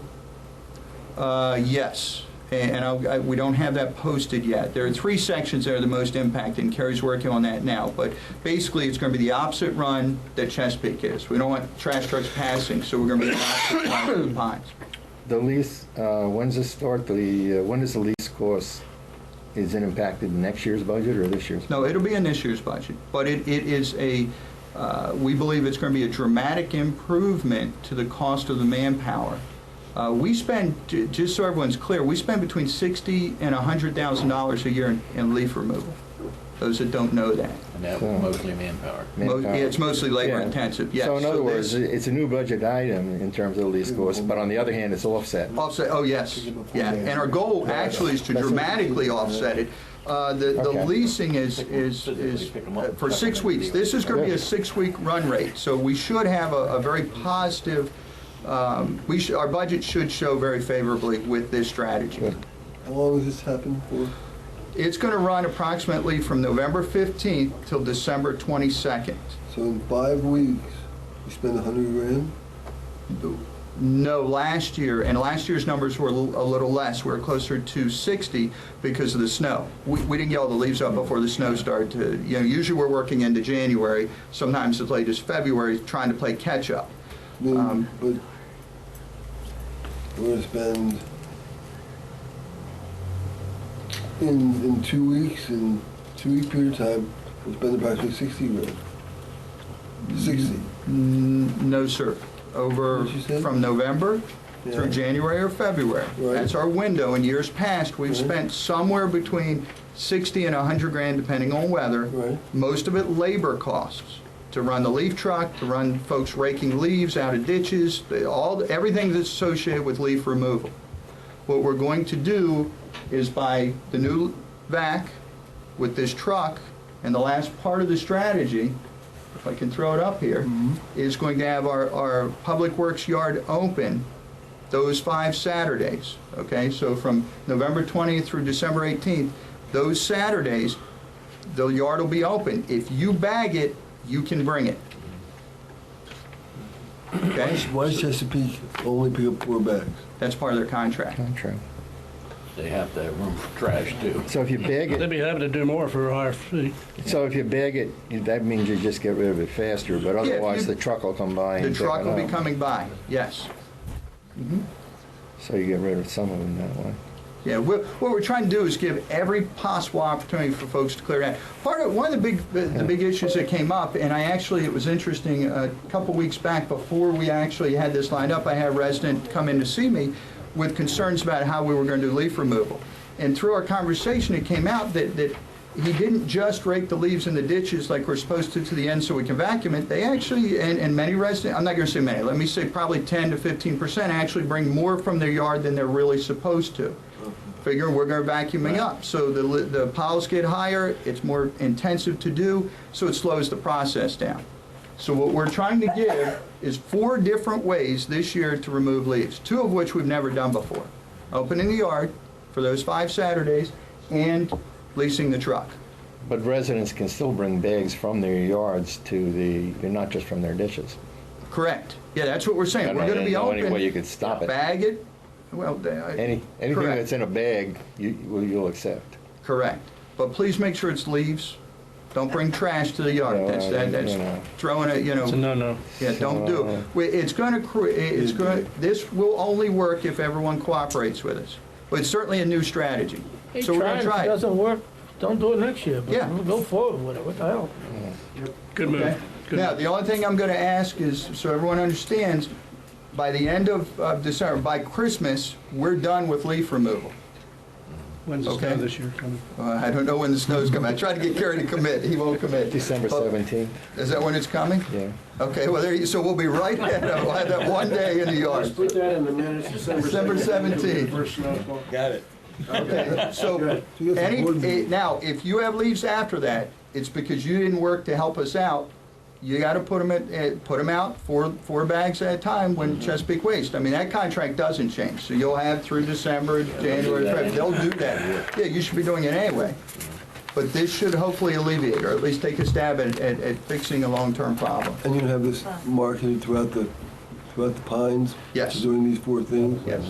8 to 2 on Saturdays, I just want to get that out there. I don't have that. I'm sorry. 8 to 2 will be our Saturday hours for the yard being open. Yeah, we'll be doing e-blasts, leaf releases, all kinds of we're going to get the word out as best we can that we're trying to address this leaf problem in a new, creative way. And we'll see how it works. We'll make sure Teresa works, so. Yeah. That's right. We'll put Teresa to work. Okay. The 10-year task force, I mentioned how I plan to deploy that at last month's general managers meeting. What I've done is spoken to, there are 3 plus me working on this, and this is on the implementation side of the task force. And really what we're doing is just picking up some pieces of all the work that had been created before and just making sure we don't lose sight of some of the things. Obviously, the yacht club is the hot issue we need to look at. If we're going to stem the tide and try to drive some revenues, we need to take a look over there. There are things that we need to focus on. The ones that we absolutely know of is we need to evaluate the pilings, HVAC system, and the kitchen floor downstairs, which is sagging, and those that know that has had some falling in, because of deterioration. We know of those. So we're taking a strong look at that. We're actually having, we asked Soulé to come out. They've done the initial work for us. We've asked them to come out and do a certification or a letter saying, yes, we accept, that yes, the pilings are safe or they're not safe, or whatever they recommend, because we don't want delay if we're operating in unsafe conditions. So we're going to actually get some real numbers and figure out at least where we stand with the facility from the major components. After that, we're going to look at some of the smaller needs that may need to be addressed. We won't, they're so far down the list until we look at the major components, we have to look there first. And then determine our plan of action. Now this will go hand in hand with the plan of action for what our drive is that Joe and I are working on, Joe Reinhardt, on what we should do with the facility with some of the changes. Yes. Well, my memory's not all that bad, but that list of pilings, HVAC system, and kitchen floor, apparent needs, I thought we had quite a whole lot longer list. And this is, I'm talking about the minimum list rather than the nice-to-have list. I mean, we went out with, we came down with a list of things that, when I say we, the 10-year task force, of things that we believed had to be done. And I'm not, obviously this isn't the time to pull out that list and go down them, but I mean, what comes to mind immediately, and which was one of the biggest single drivers in whether we renovate or rebuild, was the decking around the yacht club. Well, that was done, you're right, before any determinations were made on how we were going to actually, what we're going to tear it down or put a new one up. But a lot of that was years, we're talking about a year and a half, 2 years ago. We're talking about, those were the studies that were done. We had engineers come in, they looked at them, and they made their recommendations. And top on the list, and not off anybody's list that I know of that was involved in it, if I can, I won't say the name of a former director who is hard over on just renovating and doing the minimum on this, is on his list. I mean, so I don't know where this comes from.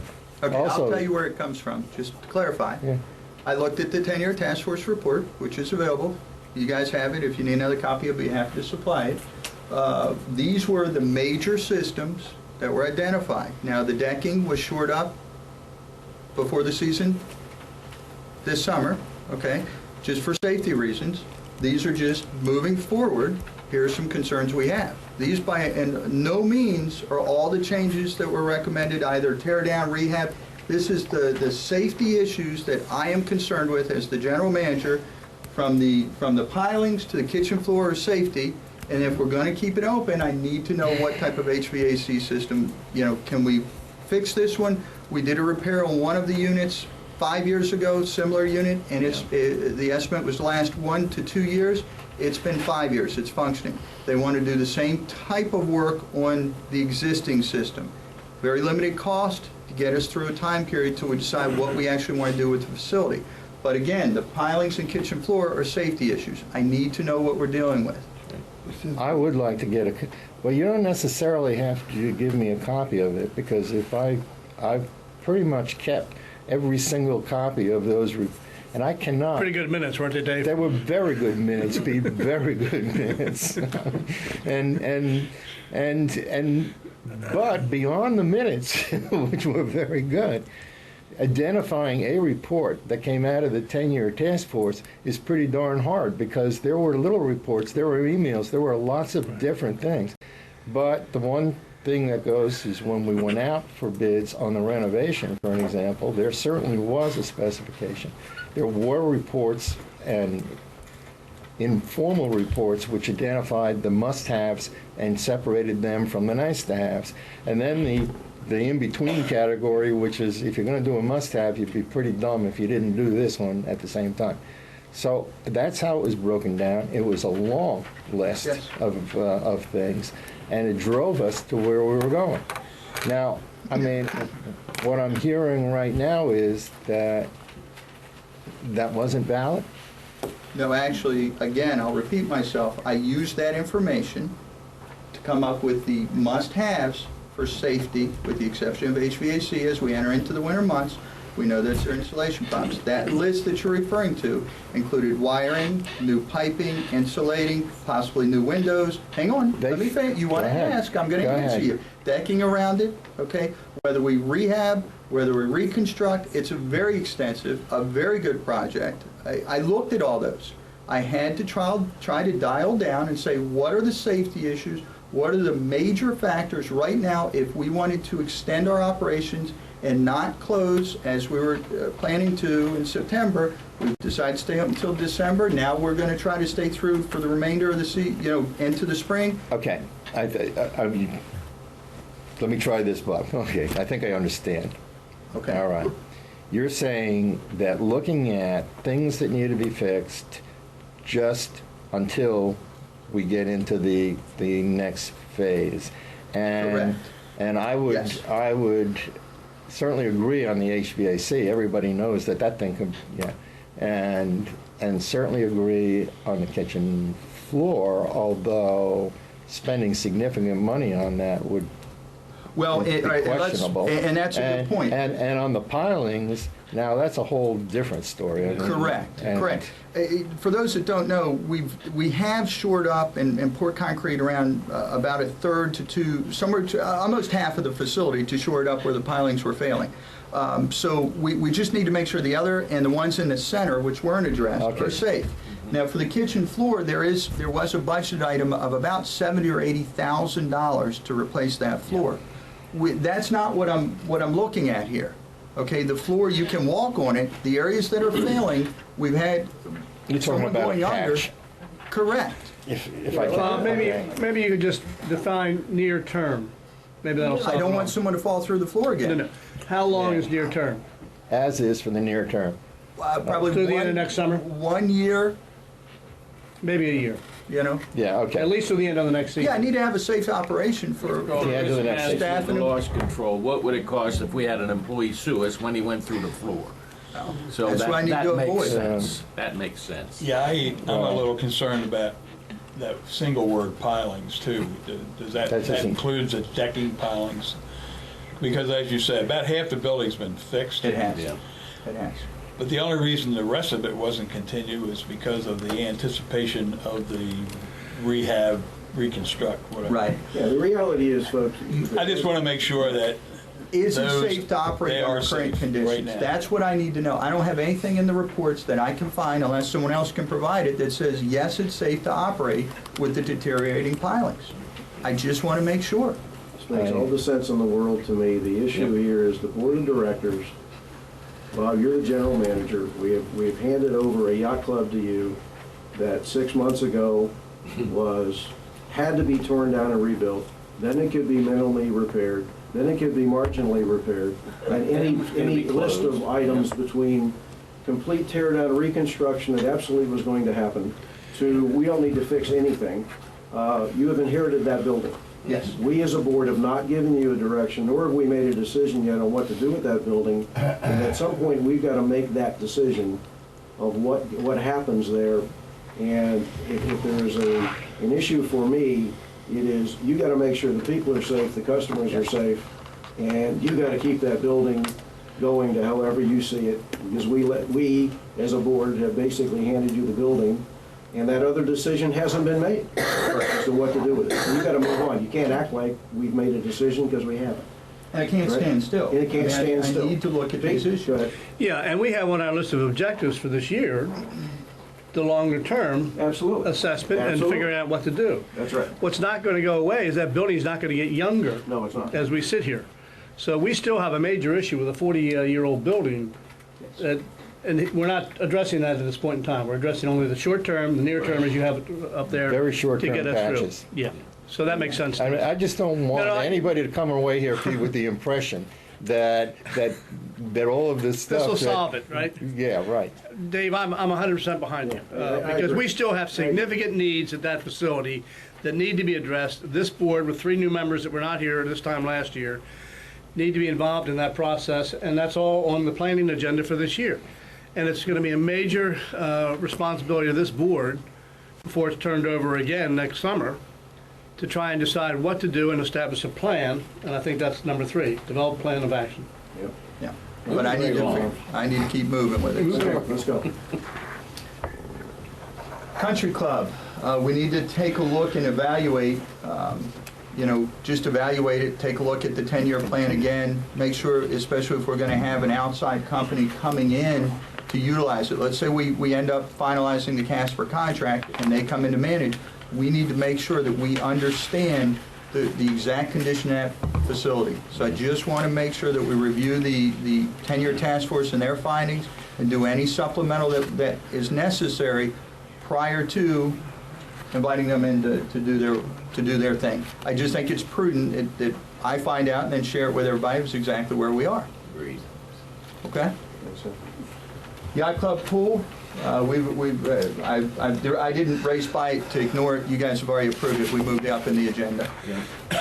Bridges, the bids for required repairs are out, working with the county. Our Public Works Department is working closely with them. We're expecting any day now. We were hoping to have it Monday or Tuesday, but they're out for bid. It's primarily, the bids are for the railings. That's the biggest and immediate need. But for those that don't know, Ms. Phillips has been out, medical, so she's supposed to be back tomorrow. But that's created a little bit of challenge for us. We miss having her around.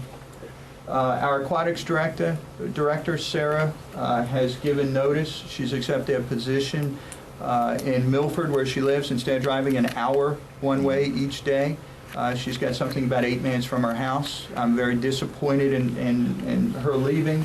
She's done a fantastic job. If you remember on our numbers, I think a lot of our positive numbers with the aquatics was directly driven by her and her energy level.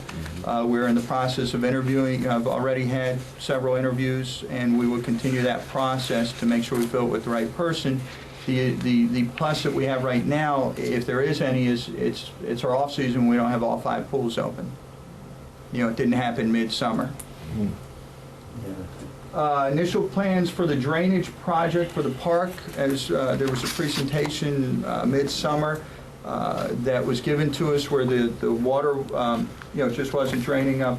Is this the one where Dave walked through the swamp? They walked the swamp, okay? The initial application, it was declined, but we revised it with what was requested, and that's being resubmitted this week. Just some minor changes that they needed.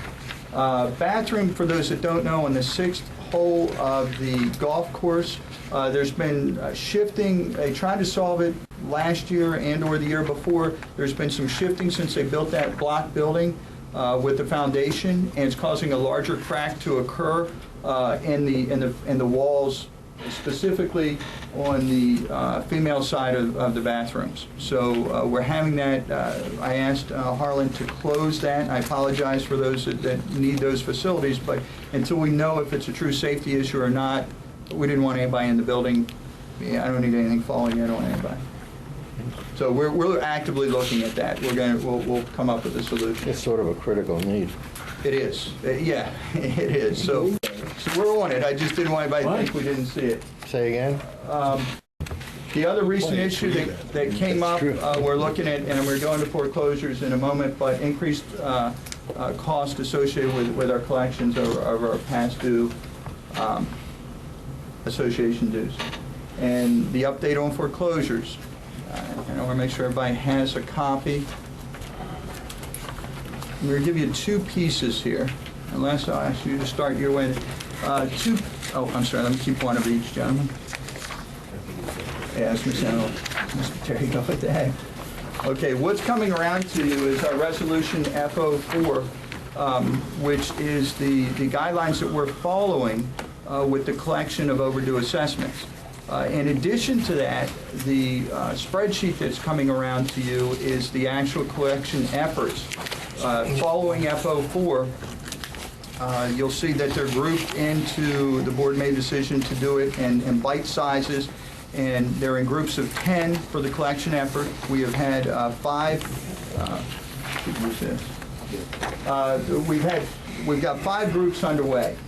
In July, there was a new law that passed, okay, with that new Maryland law for foreclosures, and it requires a lot more paperwork and a lot more process to go down that path. And when I say a lot more, it went from $115 for filing to $450.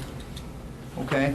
I bring that up because there are some significant cost changes which could impact. I just wanted, before we spent the money, to make sure the board's aware. We are following FO4, but we delayed the filing process due to substantial costs. 5 groups of 10 are currently in the process of collections. There's more on there, but there are 5 that are actively going through the process. Group 1 was formally served at a cost of $115 per person or per property. Okay, and that's the top of the spreadsheet. There's Group 1. Okay? The 4 remaining groups, okay, letters have been sent out, but we need to do the filing. The filing costs are $450 per property. Significant increase. Thanks to the state of Maryland. Thanks to the state of Maryland. Bob, plus legal costs. Plus legal, yes, legal. plus additional legal costs. Okay, so what I wanted to do is I've shared with you all the FO4 which we're following, and you guys need to take a look, and it doesn't necessarily have to happen today, but what I've asked the staff to do is stand by until I get, board action. Do we want to consider moving forward or not? Here are the actual numbers when you break it down. Okay, current cases at the run rate for what we had started this process, for the 50 cases would have been 50 at 115 each, or $5,750. If we apply the new law, okay, we've done our initial bunch at 115, but then the additional 40 would be an additional $18,000. So the difference is $5,750 versus the $19,000 for the collection. I just want everyone to see that. And really, the biggest is the $18,000. Okay? And what we have collected so far through the effort, through the revised FO4, is $38,000. So we are making a dent. It's a good process, but that was assuming $5,750. Now our costs are dramatically increased. I just didn't want to do it without you folks knowing about it. Yes?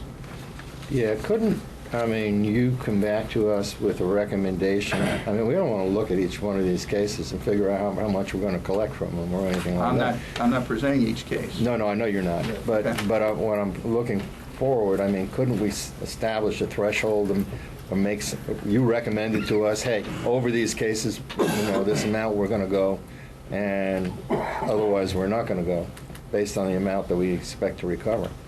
Bob, I think that's a good point. I think what I would suggest is that the process has been outlined here in the resolution, in the FO4. What I would suggest, and I'm just thinking about this, Sure. is to reconvene the group which met in February to review each and every individual account, Dave. Well, you're still doing that, yeah. No, we did that. It's a once a year kind of thing. Once a year. As outlined on page 2, that process takes place in the month of February. I would suggest that we, Bob, and you're part of that, the general manager, the treasurer, a member of the Budget and Finance Committee, the controller, and the assessment supervisor, come back together again as a group, take a look at what we've got, and then come back with a recommendation to the board. Be happy to do it. Instead of waiting till March, let's do an interim based on the new facts and circumstances, what we've got here, and let the group that... That does it. Right? That does the job. That's fine. Is that $450 cost passed on eventually to the homeowner? It is, oh, sure, these are costs that would be paid. And there's an additional, couple $100, and our attorney couldn't give me an exact number with the conversation, and additional attorney's costs with the paperwork and everything. These are filing fees only. So we're upwards of $700 or $800 when you include the additional attorney's costs. Yes, they would be added on to whatever the assessment or the past due. The question is the juice worth the squeeze in this case? That's all. I'm simplifying it, but that's what it is. I just want to make sure you're aware of the costs associated. Well, if you look at one level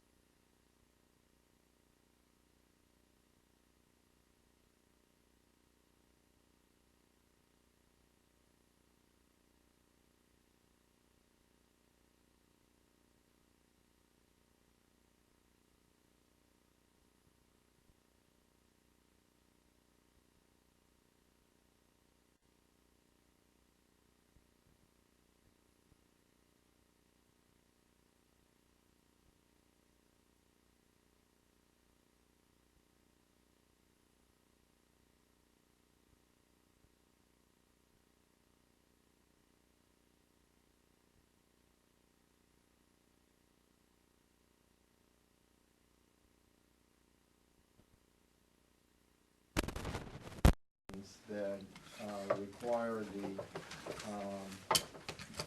the modification of MO6, which is the Elections Committee resolution, which was, by the way, held in abeyance until we actually received this report, because we wanted to make sure that this year's results were incorporated. Secondly, there's some procedural changes in recommendations that I would recommend that the board pass on to the general manager for implementation. And thirdly, the establishment of, again, a general manager thing, but I think just by general board, without objection, we can pass on to Bob. All of these things are familiar to Bob, since Bob was the liaison to the Elections Committee. Right. Report. The first part, the draft of MO6, I'll, if I can suspend the rules, turn that over to, without objection, turn that over to Jim Trummel to present that. Jim?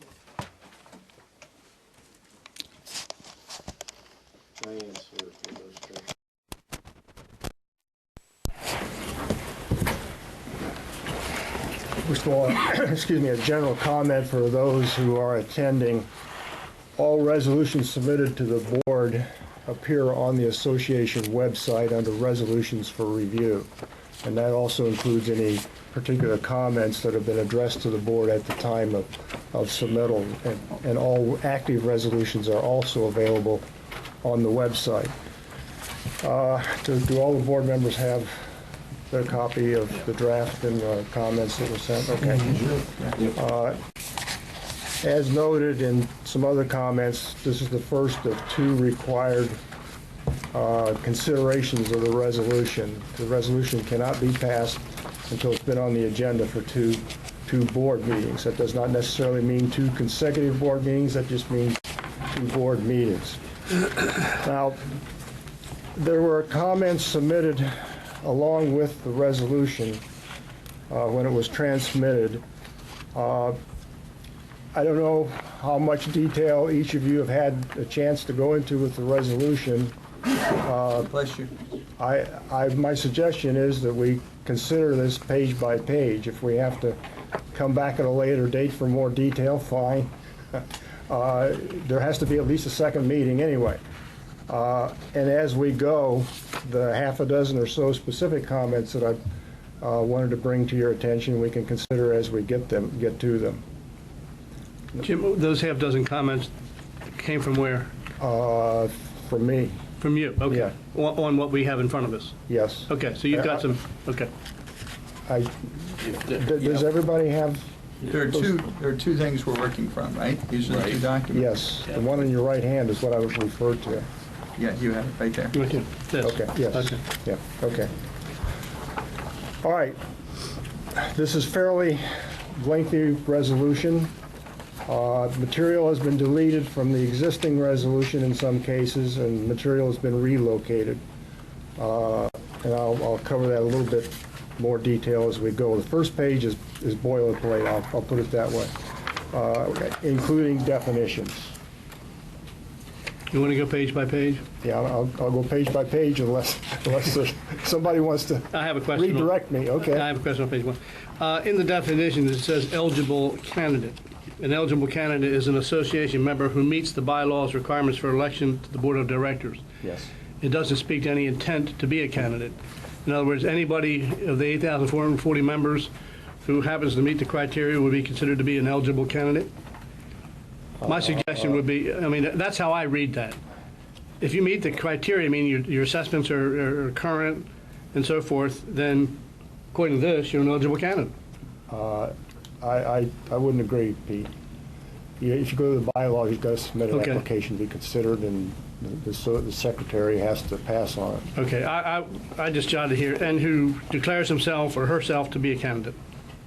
Fine. Or eligible to be a candidate. Well, you're eligible by virtue of Bylaws.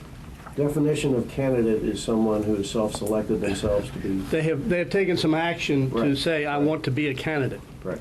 They just don't happen to be a member. I think Jim's point is that that's in the bylaws. Well, but I don't know. I don't- If that's the sense of the board, I don't know. I guess I don't I have missed any something, objection. Pete. When you say has to be a member, Well, no, it says eligible candidate, and eligible candidate is an association member who meets the bylaw requirements for election to the board of directors, Bylaw, which means being current in your assessments yeah. and being in good standing. I think the bylaws say you have to fill out a piece of paper. I'm sorry, I understand that, but I'm just trying to say MO6, which is a policy resolution, but will continue on.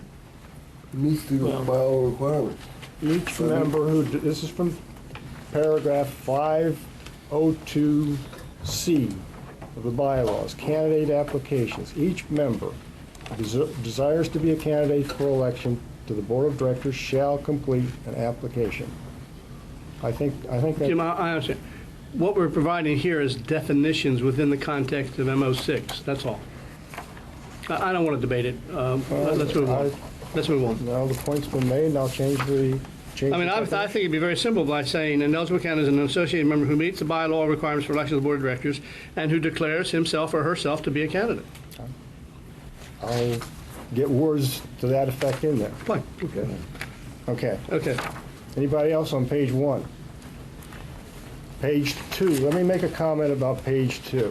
I mentioned, I think, reorganization of the existing resolution. Much of the material in the existing resolution, which is in your documents, the number of it, is in this resolution. Some of it's been deleted. There's been a deletion of information about the programming of the counting unit. The name of the counting unit has been deleted in case something different is acquired in the future. But the resolution has 3 attachments. One deals with the election and referendum process. The second deals with anything that's unique to the referendum process. The third deals specifically with regard to candidates. Included in this first 3 pages are a couple of items that don't either fit there in one of these attachments or, I believe, needed to be specifically highlighted. And that's, the attachments are listed A, B, C, and they contain the information I just mentioned. There's a general comment about the responsibilities of the committee. The particular thing that's to be brought to your attention is paragraph 5, the candidate applications. And I made very limited comment about that, but I bring it to your specific attention because it sets some specific dates in the manner in which applications are submitted and in effect processed. The only challenge I have with that paragraph, it almost seems like the only way you can become a candidate is through the search committee. The intention was to get that out of there. Appoints a search committee not later than blah, blah, blah. The committee solicits members to become candidates. It does not address the other option that other members may submit their own application at any point in time to the... Okay. The intention of paragraph 5A, and for those who don't have a copy of it, I'll read it. Candidate applications must be received by the secretary prior to the end of association regular business hours on the last day of May. That is intended to mean that an individual can submit his or her own application without regard to the search committee. That was the intention of that. That was the intention of that sentence. Now, if it's not clear, I just think it should be stated that individual members can do so without going through the search committee. Yeah, I agree with John, because this is actually shown as a sub-bullet under number 5, candidate application. So the implication that I would take from this is that you had to go through the search committee as well. Yeah. Well, I know that's not what you mean, Jim, but We again, know that. Okay. It just- Okay. Well, just sitting here thinking about real quick, a separate sub-paragraph, like another 5A and renumber Whatever. 5A. whatever. You Don't have understand. individual. Yeah. All right. I'm Just okay. make it clear. Well, 5B, 5B, the first sentence, I'm sorry? 5B, Yes. when the list of eligible candidates submitted to the committee is less than 2 more than the vacancies to be filled. Less than 2 more, Which would mean 1. why did it say that? That's the- What says less than 2? less than 2, more than the bases, you fill it. What's that? Means that if there's 2 empty spaces, you have to have 4 nominees. That's the intent. Trying to cover. Yeah. You don't have to have twice the number, you have to have 2 more than the number. So if there are 2, if there are 2, 5 or 6 if there are years. 2, you need 4, if there are 3, you need 5. Yeah. There have been times where there were 4, you need more 6. openings and we had candidates and the search committee had to really do a search. And then there have been times when there were dozens of candidates for 2 spots. So you're trying to cover all bases. Well, but that's a bylaws provision. Yes, that's correct, Right. yeah. If it's not articulately worded, I'll change it. No, I think it's, I think it's fine. yeah. you have to read it twice, but I think it's okay. Yeah. Read it twice. You have to have at least 2 more than the available spots. That's correct. So in A, you're going to basically add a sentence or do something with that, with John. I agree with John's. I do too. All right, any more on 2? I think you are going to have a 5-hour meeting. I'm not gonna go down this. You guys have got this. If you got something, Not this let me know. Just move on, Jim, you're doing a great job. Fine. All right. Next page is A1. This is the attachment that deals with the election and referendum process itself. You know, I don't want to drag this out, but let me make a comment on 2A and 2B. This is where we address specifically an issue that occurred in the past election.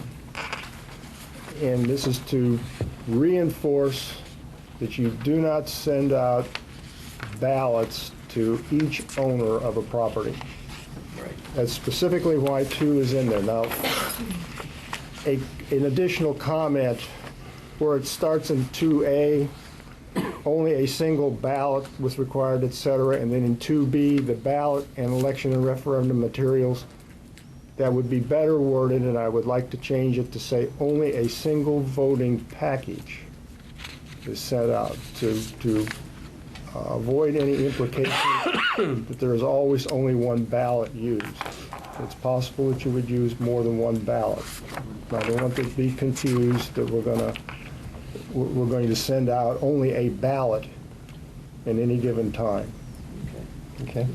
So you're changing 2B to... 2A and B. Okay. Only a single voting Ballot. package is sent for Voting each. count. And then B, the voting package shall be addressed. Yeah, Right. good. Okay, that is the first comment on the listing of comments that you previously had. Reread that A for me again. Only a single voting package is sent for each lot or unit eligible to vote. And B, it is the voting package shall be addressed To all owners. to all owners of record at the billing address used for the association annual charge and mailing. I want to, Tom, I'm sorry. Maybe use Tom. Sorry, I call him Tom all the time. I wanted to bring that specifically your attention and didn't, had not previously done that. Notice the mailing address. That makes it easier. Okay, well, the question is whether that complicates something. What do you mean by annual charge mailing? That's the bill you get every month, or every year. We call that annual charge. I think the bylaws actually refer to it as the annual charge. That's the bylaws language, is it not? I think it's also the Okay, that's fine. It's a technical, Yeah, Okay. it's a we call it assessments in That's what I layman's thought, language, but it's, yeah. same dues, whatever. And the reason that this came about is ballots that were sent out to owners of a single property, and there might have been 6 or 7 names on the title. They went out, they all sent them back. So that particular property had 6 or 7 votes, and that's wrong. That's what we're trying to well, avoid. they didn't all count. It was caught in time. The yeah. election committee took steps to. Yes, right. That was definitely not... Is that how you won? I was saying, You got over the top. Thank you very much. You know? When he was knocking on all the doors, he was knocking on the that was multiple... your vote, right? He was hand delivering the ballots. Okay. There is a second item. Diane on- was. There's a second item on this page. As a matter of fact, there are probably more than one, or more than another one. in paragraph 4, there's new information regarding proxies. There is a comment or suggestion in the the election committee report about use of proxies for quorum purposes. And after discussion, the decision was made not to put anything in there regarding proxies for quorum purposes, sending them out with voting packages because of the potential of confusing everybody. I don't think proxies have been used in a general sense like that, and certainly not in my experience in the Pines, which is now coming on 8 years, I guess. The decision was made not to put a provision in here relating to use of, or to sending out proxies in the voting package for the specific purpose of a quorum. To limit proxies to what is intended in the bylaws, and that's issues that are going to be voted on as a part of the notice of the meeting. It does say that a proxy form can be obtained for quorum purposes. And I'll say this, whether or not there's concern or objection about saying it, there's nothing that precludes management if it sees the need for quorum purposes to solicit proxies. It doesn't prohibit this. The challenge, when you look at the proxies, how much of an impact does it have on our annual meeting? I mean, I don't know what the benefit of taking it out one way or the other. I mean, a proxy can make the difference between having a valid annual meeting versus a non-valid. And if I live in Montgomery County, I may not be coming back down here to pick up a proxy or whatever. So, I mean, that was the reason to put it in there, was convenience. Is there any benefit in taking it out? Not including it in the package, Dick? Yeah. I would see it as a confusing element. I mean, we've done it for how many years? You would, what would you do? Would you put it in there for quorum purposes only, or just a general proxy? Well, what have we been doing for the last 40 years? In my experience, I don't think it's one been sent out. I don't It's either. never been sent out. Never been. Not in this. I don't think it's ever made a difference. Never been sent Then out. I guess my question is, why are we bringing it up? Well, I mean, you know, if it hasn't been an issue, I'm just not sure why we're addressing something that's not been an issue. To address something in the resolution, I mean, within the resolution. One- Now having the quorum here, the proxies here, and in the past, it's been, staff has, picked up the phone and called people and said, to try and, now the annual meeting, as you well know, we're limited from conducting business if we don't have a quorum. So as you say, it's I guess. So the purposes of putting this in here is simply to say, we're not gonna mail it out, but you can get one if you wanna pick it up. yeah. So we're fixing something So we're that just- isn't necessarily broken. I guess the real question is, how many people are going to read this other than us after we pass it? Nobody. So it's really, doesn't matter. No, There will be people that will read it. Well, And- let's put it this way, staff will be able to continue their practice of getting enough proxies so that we have a real annual meeting, and people can get up and make motions and do things. So- Okay, just All right. crack. Now, you say make motions and do things. Any action would not I be should've said binding and say because, things, yeah. unless it's on the agenda. No, that's Yeah. a different issue, and Right, you're right. Right. You can't just at a meeting say, hey, I got an idea, why don't we do such and thus, and then vote on it? Yes, Because you can, but then it's it not doesn't. binding. Right. And the reason it's not binding is for very legitimate purposes. Those who may have had an interest in that subject, who did not attend that meeting because they were not aware it was a subject for voting, It's very, but it depends on That's- individual that's a presidents. common sense thing. But on the other hand, I have always taken that seriously, and I believe that if somebody gets up and everybody at the meeting says, hey, yeah, we agree with that at a minimum, the board ought to address it in their next No meeting. question, but it's 100 people out of Don't have to 8,400. vote on it Yeah. at all, as a matter of fact, but just consider it. Right. Okay. Makes it real What was the I'm fine. consensus of the Fine. proxy? John says that he's okay. I mean, you know, All right, the last item on this page to draw your attention to is 4B, and I'll read it for the 4B. benefit of those that don't have a copy. Ballots for the election of directors shall not make provision for write-in candidates. I read with great interest the one that had write-ins for the same name 3 times, right? Unbelievable. There is no Maryland code That's right. OPA charter or bylaws requirements to provide for write-in candidates. Okay, so why are we taking away that option? If someone wants to write in a person's name for a candidate, why don't we let them? That's what I put in here to address the write-in situation. If you folks want to change it, that's fine. I will make one comment. If we're gonna provide for write-ins, we need to provide that the application has to be filed and make some kind of ground rules for an application, similar, in my opinion, similar to what's done with public elections. You have to file by a certain date prior to the election. To be considered a legitimate write-in candidate. If you want your name... It can't be on election day that you're written in. I think it's a week before. Week before, right. Yeah, I think I can answer part of John's question, maybe in that, I think what the election committee is recommending this for is because they don't want, I mean, it just gives an opportunity to deface ballots or to make ineligible ballots. It includes that, even if they put the write-in candidate, right, is it an eligible candidate? No. Therefore, you know, the ballot, you know, take it seriously. I don't know. That's the reason I believe. And Dave, just don't want to have invalid ballots. It also could deprive another individual of winning the election. To the extent that there are write-in candidates, that number of ballots are taken away from somebody else. What is the definition of candidate? Because that's what this comes back to. If you want to write something in, they have to be a candidate. Otherwise, you don't count it. Well, I'm trying to figure out what the impact is here. Okay, They're not voting for It's anybody pretty else. much a personal opinion, okay? The way I read the bylaws, if you don't fill out an application, you cannot be a candidate. Okay. Yeah. That's why I made the, if we're gonna have write-ins, we gotta go into more So details. currently, a write-in candidate is basically an invalid vote, and the ballot gets thrown out. That's my interpretation. That's, If we don't have a Mickey Mouse application, his picture on a ballot doesn't mean anything. Okay. Well, Moving right along. even, what's the latest time a candidate could decide to become a candidate?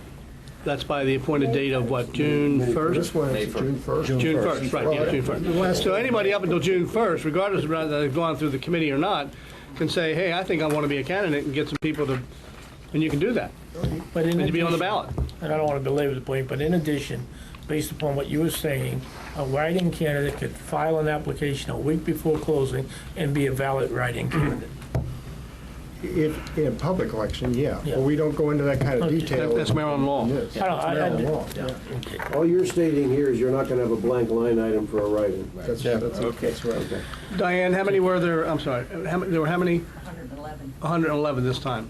And we get names, like, we were trying Mickey to Mouse. validate these, and a few of the residents weren't even in the eligible member listing. Well, I understand all that, there, but I guess it's my privilege as a member of good standing that gets a package to write in Mickey Mouse, if I want to write in Mickey Mouse, and we throw it out as you count the ballots. You can still do that, John. You know? We're just not going to give you a line to write it. That's what I put next to your name. But I mean, you know, I just feel like we're getting overly bureaucratic in here. I might as well stay up in D.C. for all this damn stuff. Well, I came You know, it's back been working well for many years. in the last election, I claimed all the Mickey Mouse votes, and they wouldn't let me do it, so. Okay. John, you raised an issue. What paragraph is that again? 4 what? Oh, B, right? 4B. 4B. Someone can still write in a candidate. Yeah. There's just no line item on there, right? That's right. Well, And what are you going to do? Go in the It'll voting, be an in the invalid- mail and in the House and say you can't do that? no, that comes later on. You're doing this for a There's a- particular reason, right?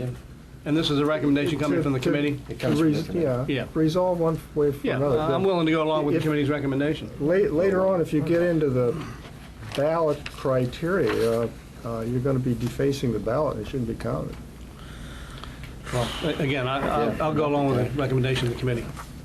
Yeah, I see no reason at this point to not listen to the committee. We asked to look at this and evaluate it. Okay, that's the end of anything to draw to your specific attention on that page. And so I have no comments to make to you on A2. I do. Oops, I'm sorry, there is something, but go ahead. I'm sorry. That'd be me, Oh, I'm sorry. the other John. The other guy. When I read elections contractor number 5 there, I thought, what is this all about? Because it doesn't tell me. It says the association shall, not may, but shall employ a contractor to provide services during the election and a referendum. So I'm saying to myself, what's this contractor do? I know now because I read the election committee report. The election committee report refers on 4 occasions to the contractor as the printing contractor. So 4 times in your report, you refer to printing contractor. Here in the policy bulletin, we don't make that distinction. We simply say contractor without specifying what the duties are. Could I Please. comment? That is one of the specific items that I pointed out in the information On the that you cover? were given. Yeah, that paragraph. The existing procedure resolution, I'm sorry, goes into some detail regarding what services we want. And an earlier draft of this resolution also did that. What has been done is to delete those details as to the services we want performed and have it part of a contract. Now, agree with that. one more comment to make about that. And look behind me to Diane and Teresa. Bob's not here. Careful. He left. Careful, Diane's behind you. Got out. He's not running. No, right. I think it's accurate to say that in the past, the relationship with the contractor has been pretty informal and not a documented, I read that. true documented Now you're going to get a contract. contract, solicit bids, the whole thing. And the purpose here is to require, if I can put it that way, a formal contract as to what is going to be required. And that was the intent of what the comment that was made in the information you were given. Jim, I read your We've comment. taken that out, and this is I all that's understand. there. I read your comment, I appreciate it, I'm not suggesting any changes. All I'm suggesting is that we specify printing contractor in the resolution. Well, okay. They do more than print? They do more than printing. Yeah, they do collection of the ballots, keeps the process. I'm just trying to make it consistent with your report, Diane. The election committee's report refers to, quote, printing contractor on various occasions. Yeah, they do the mailings, they pick up the ballots in the post office. Okay, so contractor then is Yeah, fine. contractors. Contractor's fine? Yeah. Okay. Yeah, contract. Okay, any But let me ask, it says shall, as I mentioned earlier, not may. So this is a very specific requirement written into the resolution. We must I believe it is. hire a yeah. contractor. Well, I mean, we could change it to may, and then it wouldn't be, right? That's right. Yeah, okay. Are the bylaws silent on that? In other words, the bylaws don't require, it's this resolution that would require. So we have it within our prerogative right here as a board to, Dave, make that a requirement or not. Yeah, And that's what we're talking about. yeah, And that's what I'm talking about. yeah. So I don't know whether it's a good idea or not. Well, are Well, then you, you'd have to find somebody else to do it, because you'd have none to of us do are it going to do it. in-house. Well, the option is, I think the only option is to do it in-house. Well, there's reference in the bylaws, I'm reading from 5.03 elections, B. The election materials shall be submitted to the secretary for printing. That doesn't say printing by a Right. contractor, but it says printing. Right. Obviously, they're going to have to be printed. There are various references to printing, but I think Pete's point is that it doesn't give us an option. And all we're looking for is an option. Doesn't mean that we wouldn't do this. We've been doing it for quite a while. But, I mean, now you're making it emphatic. You're making it a requirement, absolute requirement. And, you know, Is something wrong with that? Yeah, that's right. That's a good question. I'm not saying there's anything wrong with it. I'm just saying it's been needful. Well, let me state why I believe that we would make it for a requirement. I think the thing that we're most concerned about is the security of the election, the integrity of the election. And that, what we're doing in here is stating that we want an independent contractor to verify by performing the functions, the essential functions, to guarantee the integrity of the election. That's why the shall. I don't have a problem. I mean, I'm just saying, I just like options. That's fine. I'm trying to understand Yeah, why no, we are that- requiring it. Yeah, I think it's a good question. I mean, it's a reasonable question, but I think that's the answer, is that we want to, in this resolution, guarantee the integrity, and I don't think any other alternative will do that. We don't know, we haven't looked. I mean, the alternatives are, we do it in-house, either with staff or volunteers, and the volunteers are people who vote. I mean, even the elections committee as such, I mean, takes pains to do, separate. I hope the suggestion that somebody votes makes them not independent. State of Maryland has Board of Elections, and they all vote, I hope. What I heard you say verbally, Yeah. when you were talking about the first sentence, was the association shall employ a contractor, and you added the words via a contract, via an approved contract or something. The purpose of this that I caught, that I thought was the most important, is that there is an official contract created in this, and so maybe the first sentence needs to refer to there being a contract. I realize the next sentence is the contract, but if you're going to make it shall employ a contractor via a board-approved contract to provide services. That way, we have a contract that specifically spells out what this person is supposed to do. If that's what you're trying to resolve, then I think that resolves it. Tom, if we're talking about language too, then employ may not be the best word either. Well, Enter into a contract, I think the wording can be improved. Yeah, let's get into I think the the wording weeds. can be improved. We're fine. But let me just understand, the contractor is more than just a print contractor. It does what? Like Price Waterhouse. Yeah. What? Counts ballots. He mails the materials. Mails the material. He has to keep records of the mailing. Okay. He picks up the ballots. The Okay. ballots go to a post office box. But not involved in counting. And is that not what we're doing now? Just the getting it out into the hands of the public And receiving the return. and receiving them, then giving it to the committee that He then puts them goes through the right? machine. Shipping and They handling. do put Shipping it and through. handling. They put it, Count it, they count it, they put it through. No. This is what we're doing now. They don't. No, he's saying, they're both saying they don't count it. They don't count it. That's what I read, they don't count it at all. Election committee Okay. counts it. Sorry. That's right, yeah, because by that time, the envelopes are separate, which has the. Two people on the voter in- committee, one takes Yeah. it, right? Am I Yeah, right? Yeah, that's right. The Contract has envelopes- nothing to do with that. The envelopes are separated from the Right. ballots, Yeah, so nobody knows who voted for it. anyway. All But right. the bottom line is, we're voting to say it's a requirement. Okay. That's what I think. Okay. All right.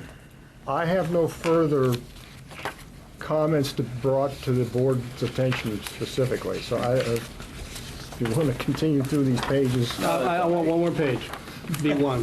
Which one? B1, All right. attachment B. Board initiated referendum 3A versus 3B. Yeah. Okay. One is the, obviously, board initiated referendum, and the other is initiated by petition. Why is the language different in the last sentence of each? In 3A, it says, if the statement from the board is not expressed in this manner, it shall be returned to the board as inadequate for placement on the ballot. Okay, that's pretty clear, inadequate. B, however, if it is not coming from board initiated, it's a different. It says, if it is not expressed in this manner, the petition shall be returned to the board for action. So in the one instance, it's inadequate for placement on the ballot, and yet in the other instance, it's returned to the board for action. Why is that distinction made? Hang on a second, I'm still catching up with some of the things you said, Pete. If the statement from the board is not expressed in this manner, it shall be returned to the board as inadequate for replacement on the board. The problem, the difference between the two is that the resolution on petitions specifically says, for a referendum, specifically says that it's to be phrased in the manner that to go on the board. There is no control, I shouldn't say control, there is no option anywhere for changing that petition once it's been submitted and accepted. So that you really can't come back to the board and the board change the wording in any manner. Something's going to have to be done with the petition before you can put it on the ballot. I don't know how you're going to do that. So what I just heard you say is that in the case of a board-initiated referendum, if it's not cast in a yes or no fashion, the committee will return it to the board, and that's the end of it. Well, the board can do whatever it wants to. Well, that's, okay, it can, so it can. Okay. Well, why wouldn't it say returned to the board for action? as it does in B. In other words, it shall be returned to the board as inadequate instead of as inadequate for replacement on the ballot, you want it to say, Jim, for I'm just action. addressing the inconsistency, as it appears to me, between the language here and the language there. In both instances, it has failed the yes/no test, but the result seems to be different. In the one instance, under A, it goes return to the board as inadequate for placement on the ballot, period. In the second, it's not returned to the board as inadequate, it's simply returned for action. You're talking about B for action. Yeah, A Why and doesn't B. B say exactly the same Exactly. thing as the end of A? I can guess, and this is old stuff too, by the way. This is in, I think, the original resolution. New to me, Dave. Yeah, no, I know. Well, whoever reads resolutions, right? I read them. Okay, but in this, I think perhaps, and I'm not saying this, I'm not defending it or anything, by the way, but I think it's because the board had the original action in A, okay? And, what happens, they had it, and they did it, and the committee says it's unacceptable. Because it doesn't phrase it in a It yes/no. doesn't, it just sends it back. In the first case, in the second case, the petitioners had the action. They had the action. They did it, and it's not. And the distinction is, it's not returned to them to make it acceptable. It's returned to the board to make it acceptable or to do something with it. So in other words, the board can hand it back to the petitioners to ask them to change it. Right, but Or the not. committee is, Or not. the committee. Or not. Or not, but the committee may not hand it back to the petitioners. They have to hand it to the board. Through the board. Through the board. That's the difference. So the board could modify the petitioner's language to make it comply with the yes/no? It could no, it can't. No, Okay. No, it can't. Well, I'm trying to figure out what it requires and what it What would the doesn't. board do? Well, we'll have to wait and get there. Well, it says for action, whatever the hell that is. It's for, You should They- have stopped it before it ever got that far, to be honest with you. you should have. But it didn't go through the board, did it? Oh, it's No. got to come to the board. The petition? Petition's got to come to the The board. petitioners passed it through to the board. Yeah. The board passed it on to the committee. Yeah, yeah. The committee rejected it and said, aha, it's not a yes/no. You get it back again for action. Yeah, and I'm not going to try to guess what action you take. I don't know. Listen, if you are clear on the distinction here and why it's there, then that's fine, but I'm not, I'm a little perplexed. You're not? I won't admit to being exact. Let me be, I would just simply ask you to take a look at that. Okay. It's the easiest way of doing it. B1, anybody else? No, C1, no. Wait a minute. 2 and 3. Do we enforce 3? The 50-word statement, the 200-word statement? I don't think that's been enforced. I can tell you it's When I not. applied. I enforced it on myself, but others did not. There's not. I mean, the Okay. point is, I we have, Yeah. Yeah, I we followed have too, but there were rules, and we're candidates who gonna did put not. them in there, they either, we comply with them or we I know. don't. Okay. And they have not been complied with in the past. Does that mean too many words? Too many words. Too many words? Okay, Well, that's up to, Did we that's, do that? That was part of the letter candidates get. You tell them 50. Yeah, but did you hold it, were they held to it? I don't know, because I know I helped to it. You know, a couple words, but I mean, in some cases, it's Yeah. like a lot of, you should have run. it wasn't me. You should have run against some of the people I read. Okay, I just bring it up. I mean, I The just first look one. at Which things. time, on the first one? If you don't enforce them, why Got put them 7 in? candidates? All right, I'm going to take this as the 9. first reading of this. Yes. I put it in the hands of the board members to study it.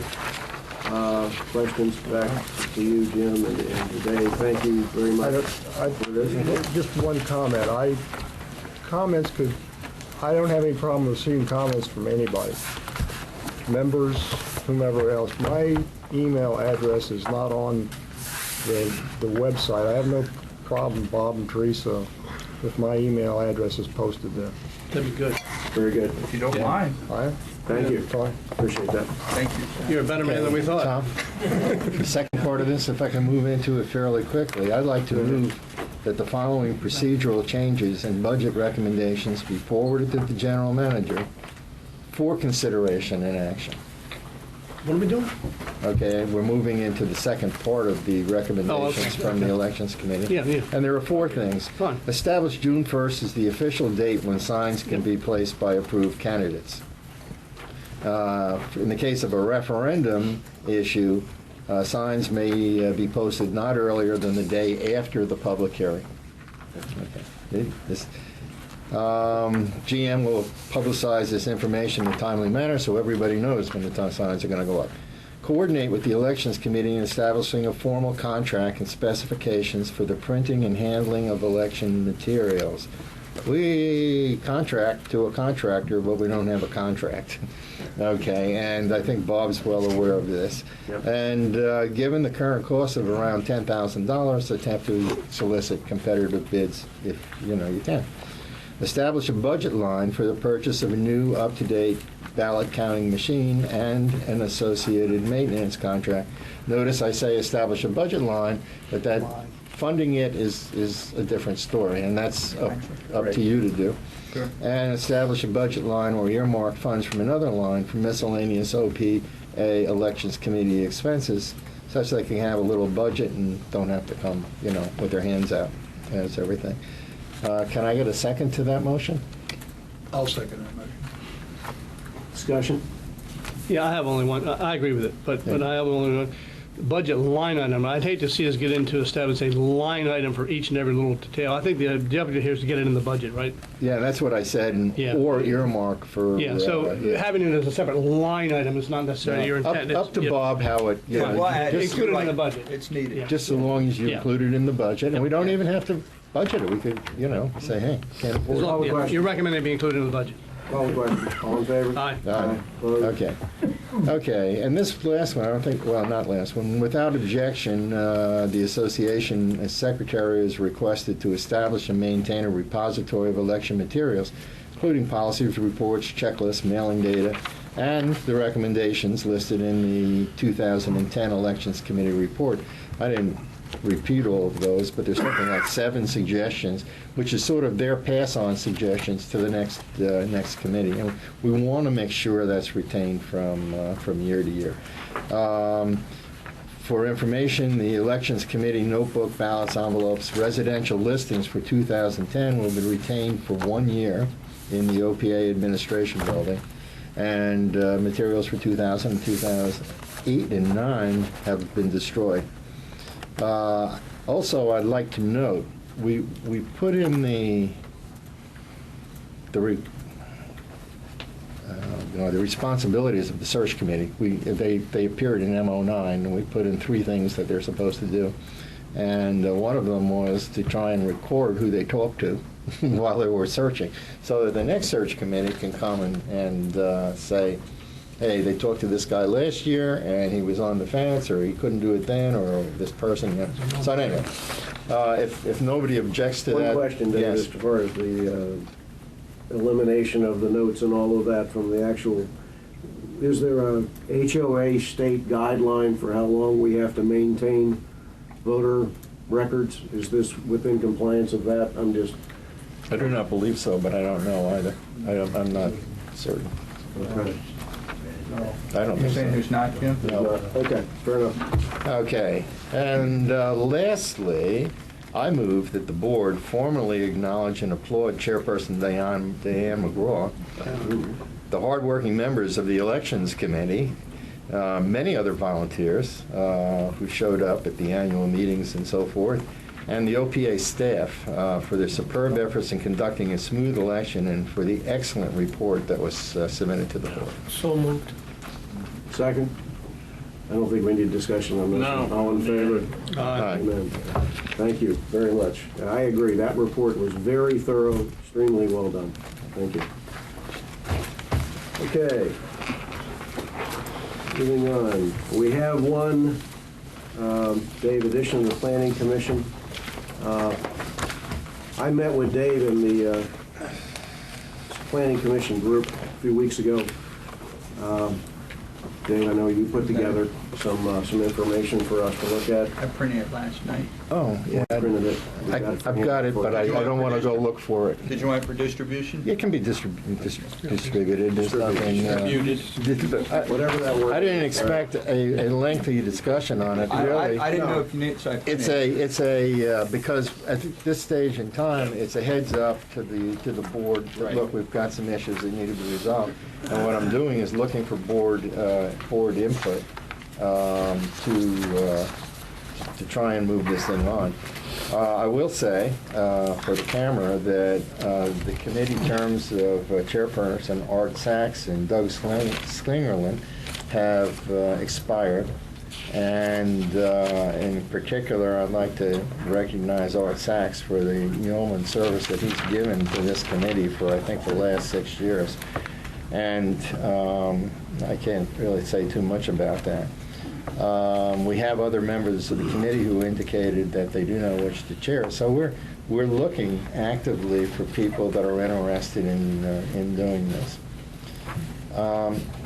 You can go on the webpage and you can look at, it'll give you the resolution, CO7, that tells you what the responsibilities of the committee are. And you can go also see the minutes of the last meeting to see the kinds of activities that the committee was involved in.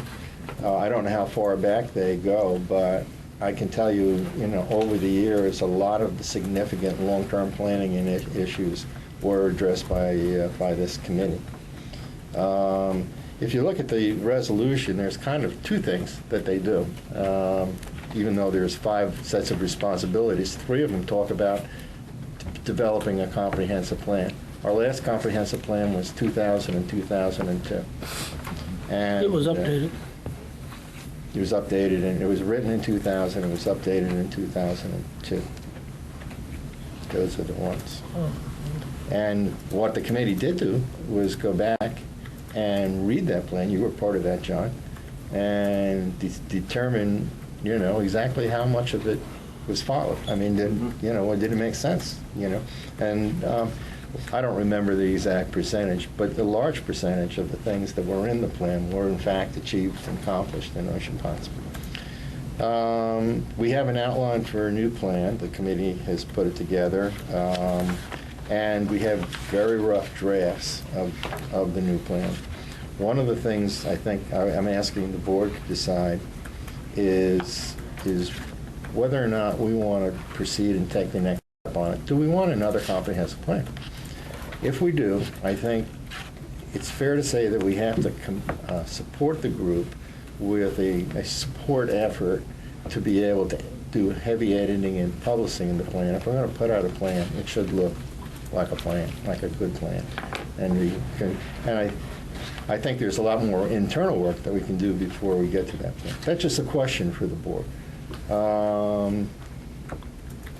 The other thing that the group does is need studies as directed by the board. And I've mentioned a number of these things just as examples that I pulled off the top of my head since I was on it. I'm not going to go through them here. But there again, this is something that the planning committee and the board have to be interactive in. The comprehensive planning committee just can't go off on their own and say, hey, look, let's study this or let's study that. I mean, it has to be, the board has to be interested in it. The board has to be supportive of it. Okay, so what am I asking for? Right now, I think we're at a turning point about the CPAC, and I think the board has to decide, do we want it or don't we want it? Now, one of the things that's happened has been pointing out to me by Art Sachs is, and actually kind of came up today with Dave Blazer's thing, is that there's a whole lot more committees we have now than we used to have. And they're all kind of concentrated and focusing on doing their things. Do we go to have a comprehensive planning committee that tries to tie it all together? Question. Don't have to answer it today. If we continue, should we press on with the comprehensive plan that's in progress now with the understanding that we'll get help in the final editing and publishing, and that will cost money. That's what I mean by help. Specific, we need from the board ideas about specific long-term study projects to be addressed. And lastly, and perhaps most importantly, the names of candidate committee members and or somebody who's perhaps willing to take over leadership and chair. So that's Dave, my style normally is to turn to everybody at the table first, but I'm going to go first on this one. I absolutely am a believer in long-term strategic planning for any agency, any industry, any business. It is absolutely critical that you have some idea of where your ship is going and what you want it to be out in the distance. You need strategic thinkers to get beyond the weeds of today and look out into the future. I think this is a critical part of what Ocean Pines needs. That's my 2 cents. I think it's absolutely critical. We've got to find the right person to lead this charge. Because obviously that's what you're looking for at this point, is somebody who's willing to step up and do that. While you may not end up doing everything that's in a comprehensive plan, in the end, it does set a direction, and I believe that we ought to be engaged in this. So the answer to the first question, at least as far as I'm concerned, is that it should not be disbanded. It should be, in fact, reinforced with a strong leader, and look to the community to find that person to help lead this. That's my 2 cents. I think that the comprehensive planning is important, as you do. I wonder, though, looking at this, should they be streamlined in any way? It seems to me that they duplicate the work of some other people that are out there. I realize that, like, for instance, a 10-year planning thing is just is maybe temporary, although it's 10 years and 10 years and 10 years. They look at some of the same things that the Comprehensive Planning Committee does. And as a matter of fact, I remember attending some 10-year planning meetings. I was not a member, but I attended meetings. There was occasionally, they used to bump together with different recommendations on the same thing. What to do with certain things, what to do with certain buildings, that sort of thing. Comprehensive planning gets into environmental things.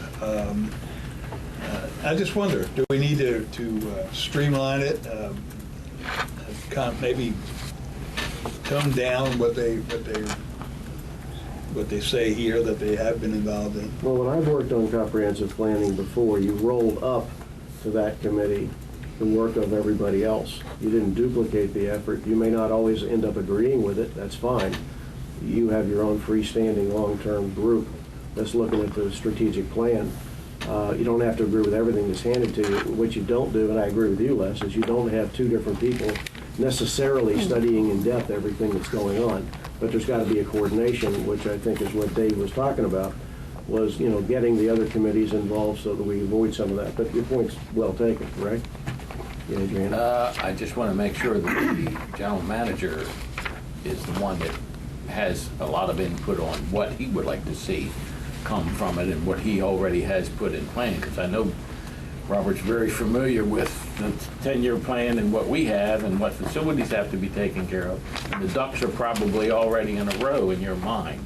So I would certainly want input from him, because hopefully we have a general manager for a longer time than us amateurs are on the board that rotate around here. Free thinkers. That's a good point. John, Pete, Rick? I mean, do we need a comprehensive plan? The answer is yes. Do we have some that overlap? I mean, there was no question that if you looked at the 10-year task force, which came into existence afterwards, how they butt into, I think it's too early we ought to put this on the agenda for a discussion maybe next month and discuss it more in depth than what we're doing right now. Because it's a lot more than just the facilities. Right.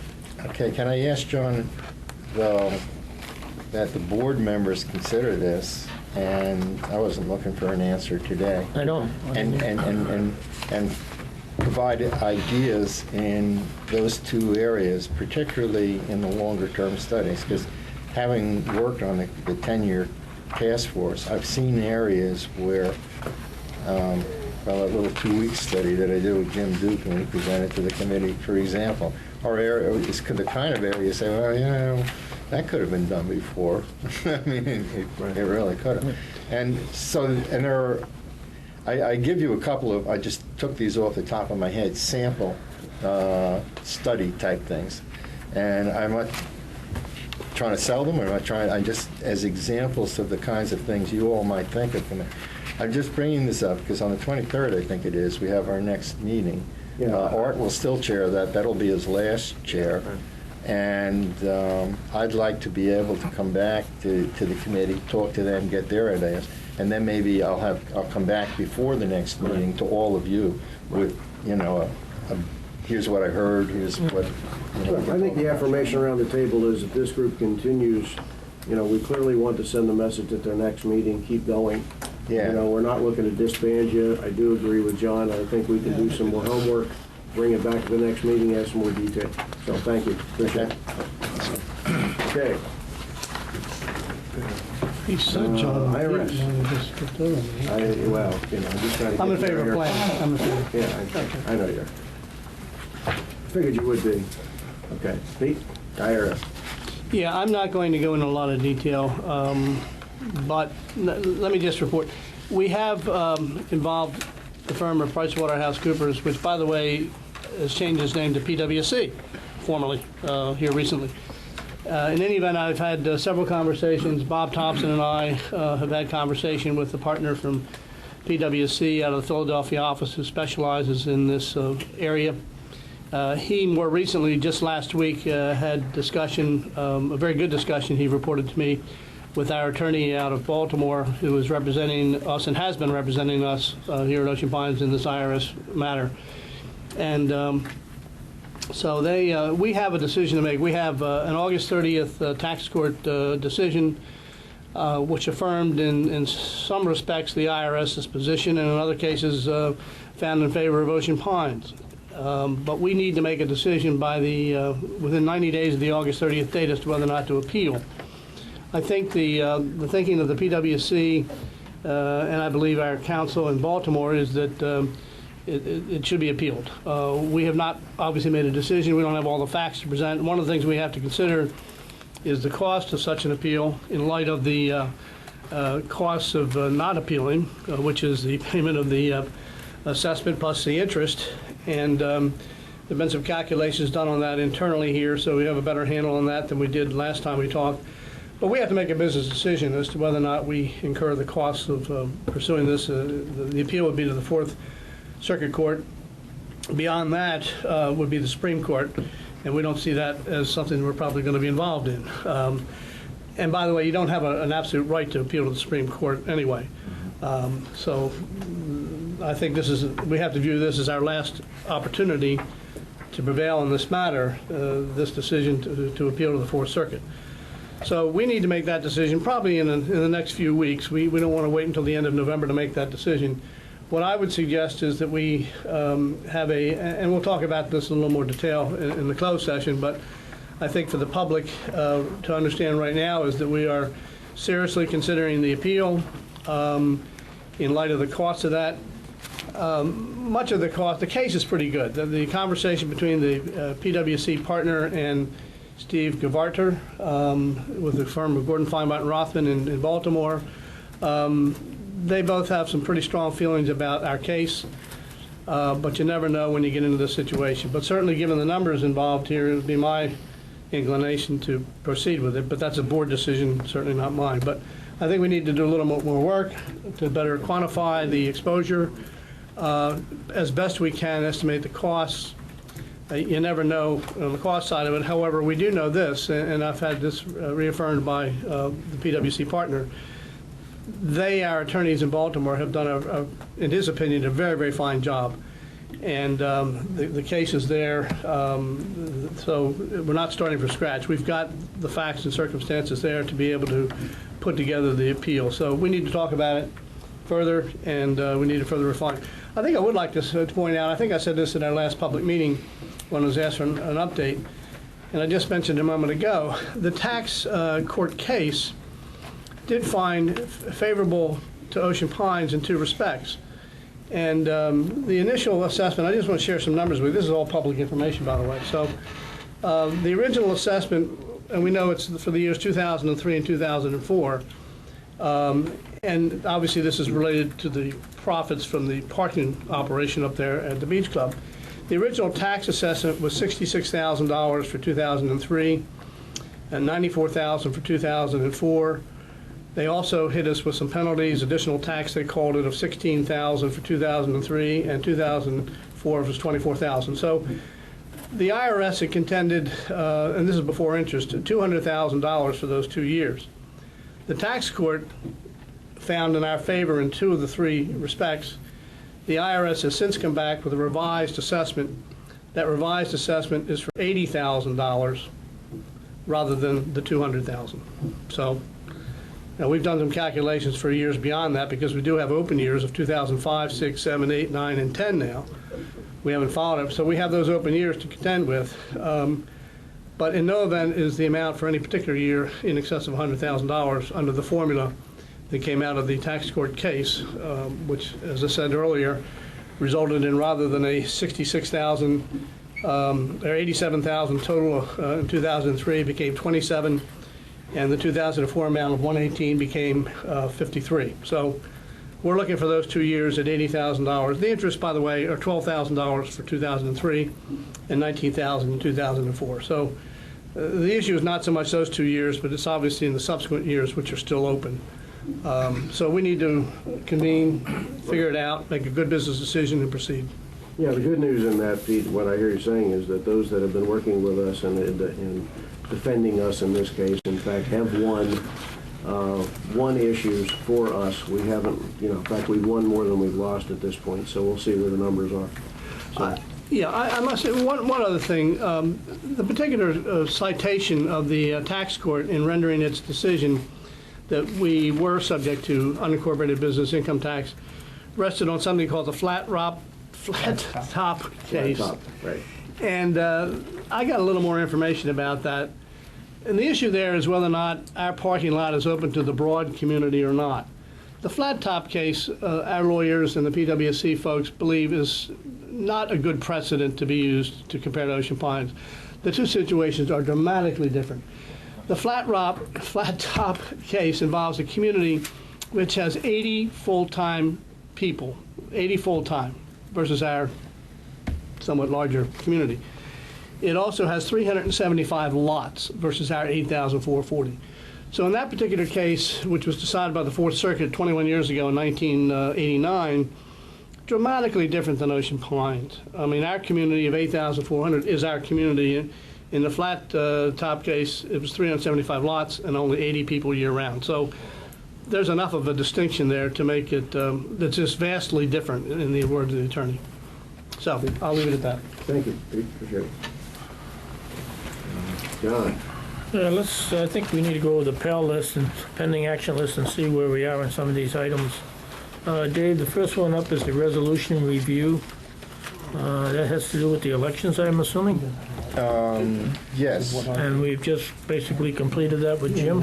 Right. I think Jim has also handed out a list of the, did you? I don't know where I saw that. Can I call it closed, I guess? You can call it closed in the elections. Yes. Okay.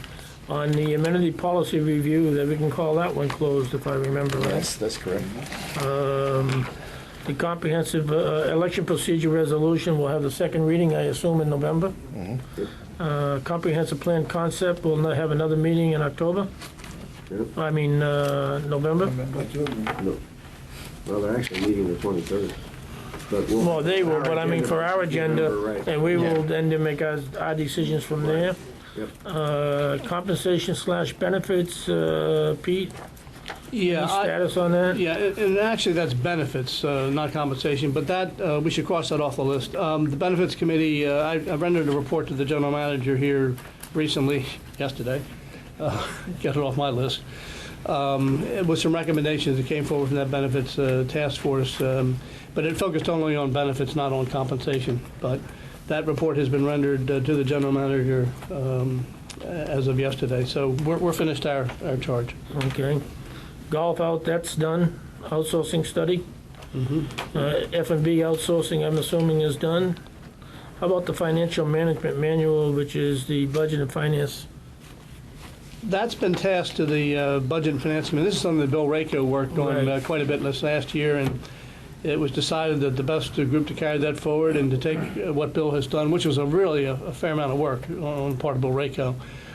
That's an appropriate thing for that committee to become involved in and bring to completion. As the liaison on that, do you see December 10th still being viable? Absolutely not. I'm not sure when December 10th was. Well, December December of this year. 10,000. Yeah, I know, but they haven't even gotten it yet. Okay. You see the original Okay, date of I'll just September put 09? I'll just put TBD. I think in September 09, it was viewed as December 10th was a reasonable date. But today in October 10, December is not. So I don't know what, to be determined. Okay. Bob, Yes. on the 10-year rehab task force. I talked to that in the GM report, Okay. so we're working on that. Ongoing? Ongoing, yeah, and that will be ongoing. The decking. That's done, is it not? That's finished. Yes. Bathhouse was project delayed, so that's on hold. What is the status of that? Is when we say delayed, are we going to look at it again in the near future? or It just is on hold? part of, if you recall, it was, the initial thought was going to be approximately 200,000, and if I Right. can jump in and with me, and when we actually did received the bids and everything, it was closer to 350 or 360. Close enough. Right, so what we decided at that time was to just press it forward. So we have the information, we have the bids. It's just a matter of how we budget. You know, how and when we budget, and that'll be part of the rack and stack with all the facilities. Okay. And the parking lot? Again, another, that one's on hold as well because of some of the dynamics, and Dave Blazer actually mentioned some of them today. The bridges? As I mentioned in the report, that's been covered with the railings. Same thing, but you know what I mean. Yacht club? And we're working on a projected plan to include the facility itself. Okay. The agreement with the fire department? We need to put a date there, and I would recommend a early December, maybe December 15th or sooner. I've spoken to the fire department. We're revisiting. I just put down 12 of December this year. December? Yeah. Yeah, and that's fine. I need to bring something, we were trying to schedule a meeting last week, and it was postponed, so we do have a ongoing relationship with them now. How does that, well, I thought we always had that, but on the other hand, how exactly does that map up to our budget planning process? And that's why I'm saying it has to be done by December, because we're at the beginning stages of the budget process. And When is the budget, the manager's budget, going to be delivered? I thought we were going to get it, not that I was asking for it, by the way, but I thought December 31st was just fine, but, or was it Christmas Eve? I don't remember. It was Christmas Eve. Christmas Eve was just fine by me, bah humbug. But,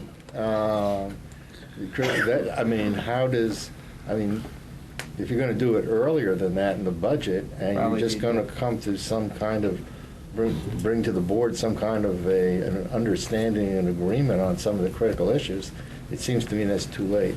All right. Why don't we do the November board meeting or sooner? Does that work?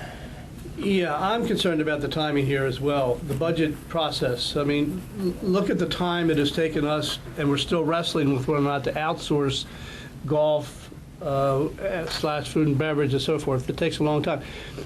The fire department budget has financial implications greater than the outsourcing. I mean, that's $600,000 a year.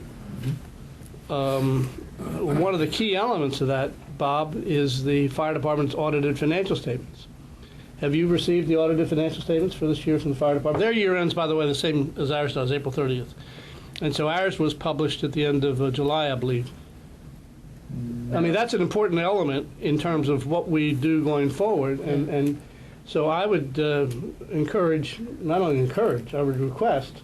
I'm going to start getting involved with this. Here we are, October, it'll be November 1st here, and I don't know why we don't have in our hands the audited financial statements. The point is that this is a pretty significant matter. And we do have a budget process, as Dave says, coming up, and this has significant potential implications on our budget process. Your point's well taken. We need those audited financial statements as a starting point. Okay, so when do you think we could have a new agreement in place? That's the bottom line. You're asking him. Yeah. Well, that's a board matter, is it not? Well, we put June 15th down there, we passed that, so we just need to put a date down there that's somewhat I would realistic. think I can bring something by the November board Okay. meeting. Okay, so next discussion will be November board? For a budgeted, or for an agreement, a new agreement. I believe I can bring that. No by- agreement. What's that? Yeah, no agreement, Yeah. right. Yeah. Now, hopefully, I'll request this. I would like to see a draft, or whatever you want to call it, of the agreement well before we sit down. Now, well before, by the way, can be a couple, 3 days. Right. But before, enough time to sit down and read it thoroughly before we get to the point where we're going to discuss it. You will receive, I'm going to get involved with this one as well. Not that Bob needs No, a we've ton of talked help, but about we've that. already talked about this, and we'll have something in the hands of the board Before the next meeting. well before the next meeting. This issue has been with us since last I understand. January. Yeah. Yeah. Okay. I guess with the customer service plan, that's completed, or just ongoing, or do you want to move it? That's or- ongoing, but you know what's going to be involved with that, John, is a merge with the new marketing plan. Okay. That's got to be collaborative between the two, because you're developing a marketing plan that has to include customer service as a focal point. Okay. The lawsuit, that's in progress. Yes. You guys We have no due date on that there, it is what it is. The IRS issue, we just talked about I would that. change that language. Obviously, in the status action, it says stipulation of fact. That has not been updated. No. And so certainly we need to update that for the next meeting. But yeah, we understand where we are on that. Well, we understand that we got to Right. make a decision. Right. Okay. YMCA property? The lawsuit through the appeal process, the first week of March is when the hearings in Annapolis is actually scheduled. Okay, so March 2011 Yes. hearing. And I have the... March 20th? March 20th. I have recently received the appeal paperwork, or I want to say interrogatories, but that's not the right term. I apologize, I don't have them right here. But Mr. Moore's response, and I have a stack on my desk.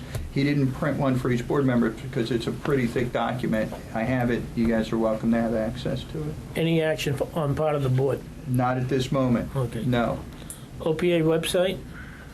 That's continuing. We just make improvements as... The marketing plan's going to impact that too. So we can move that, okay. Yeah, you can just move that to Probably. ongoing. The F&B business plan? I got to tell you, that's ongoing with whatever we decide with the final decisions on the yacht club, country club, the whole 9 yards there. So, Isn't that part of the budget process, though? The business plan? Well, yeah, but obviously a lot's going to be determined by what you guys decide to do moving forward. I have some plans I'm working on. You guys all know that, and I'll be happy to share those. But that will be part of the budget process. Would that, as you outlined to the board and the assembled group at the last meeting when we talked about outsourcing, you're working with Joe to put together a plan, and that was outside of the budget process. It was just to But it's going to impact. make changes. Oh, sure. But we don't have to wait until the whole budget process. Oh, no. No. Yeah, so that's what I'm thinking about. No, because the yacht club and the beach club. And we're operating. I mean, the worst, I wouldn't call it I don't want to use the word worse.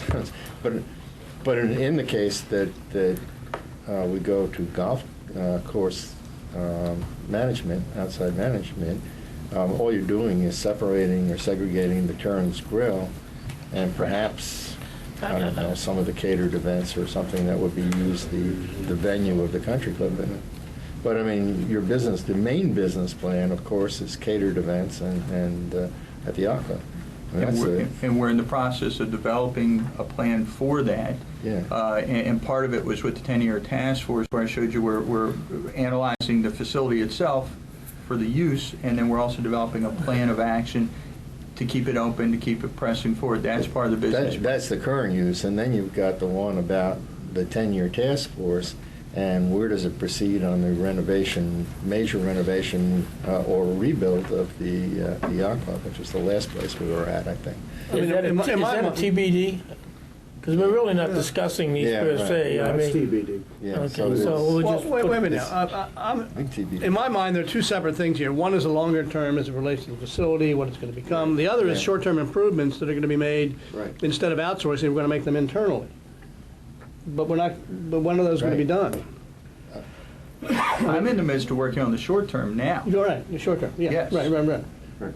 And we'll know that when. I was What going to the give you an plan is. update on where He's things gonna were update you today. on where he Okay, is. That's on the okay, fine. agenda for I mean, today. I'm just looking at this. Yeah. Yeah, I don't know if you want to call this line item long-term or short-term. I'm working on short-term as we speak. I mean, I have information shared with you per Okay. the, I assume it has to be short-term. I mean, on this. for right now, Yeah. because we don't Now. know enough. Right. I'll change that to short-term. Okay. I'm not sure what the membership response program is. That's, Ask Bill Rako. I know. no, but that, I believe, and you can correct me if I'm wrong, that was where we were responding to the emails Yes. that were sent It in. was. Just before Ms. Phyllis was out, we had developed, and Dave Stevens actually helped me with this, part of the plan, a tracking program for all the emails, all the correspondence, both in and out. Unfortunately, we've had a little, glitch in it in the last week and a half. So we have a plan. We're following one that was developed a few years ago with some slight modifications. Just need to have access, and Ms. Phillips should be back tomorrow, so we'll be able to get back on top of that. But we've already moved that forward. Are we still November? getting emails from members? Oh, yeah. Should we put that down as November for completion? Well, we're getting them, but It's we're in- not It's getting an them. ongoing process. Is Yeah, that- you gotta go into the mail. You're not getting them? I Oh. see to directors, you all should be. Are we getting all the two directors' emails that we're supposed to be getting? That's I'm not my- getting You would nearly know. as many as I used to. I'm not They're not getting coming very. directly to your house. I assumed that was They go because we've into made our tremendous mailman and improvements. get them. Yeah, I haven't seen as many. I'm They're not not receiving coming. as many. They're not coming. Okay, so my understanding was that that was an alternative, but that it did not preclude our getting emails directly to our regular email address. Correct. If you But chose. the only thing If you I'm chose. asking here is when will the spreadsheet be developed? I'm It's assuming developed. Okay. We already started to use it. Okay, And we have not But seen this it. says it at each agenda meeting. Yeah. yeah, So you we would have have not had one seen printed today November. Okay. had I had access. I get it. Got it. Okay. Correct. Thank you. Okay. Okay, F&B working group, I guess we can just take that off the list. Take it on I think so. Bayside property use, Okay, that refers back to the. comprehensive planning, MAC reviewing Yeah, use. And the use. That's of- ongoing. The use, well, no, it really referred to the use of, the potential use of our Bayside property at That's the right. bay for boats coming up and Right, doing yeah, some things right. and everything like that. And as far as I know, that is a dead issue right Yeah, now. can't. No, actually, the MAC is still looking at some of it, so it's Yeah, not, well, it's not keep it going. on. That was, Okay. by the way, an issue where, the CPAC called meetings and couldn't get together with the MAC and Yeah, so forth. but they've been It was working on Not a it. great example of intercommittee. Okay, comprehensive master marketing plan that you discussed, okay. Professional engineering agreement, that's done. Yes.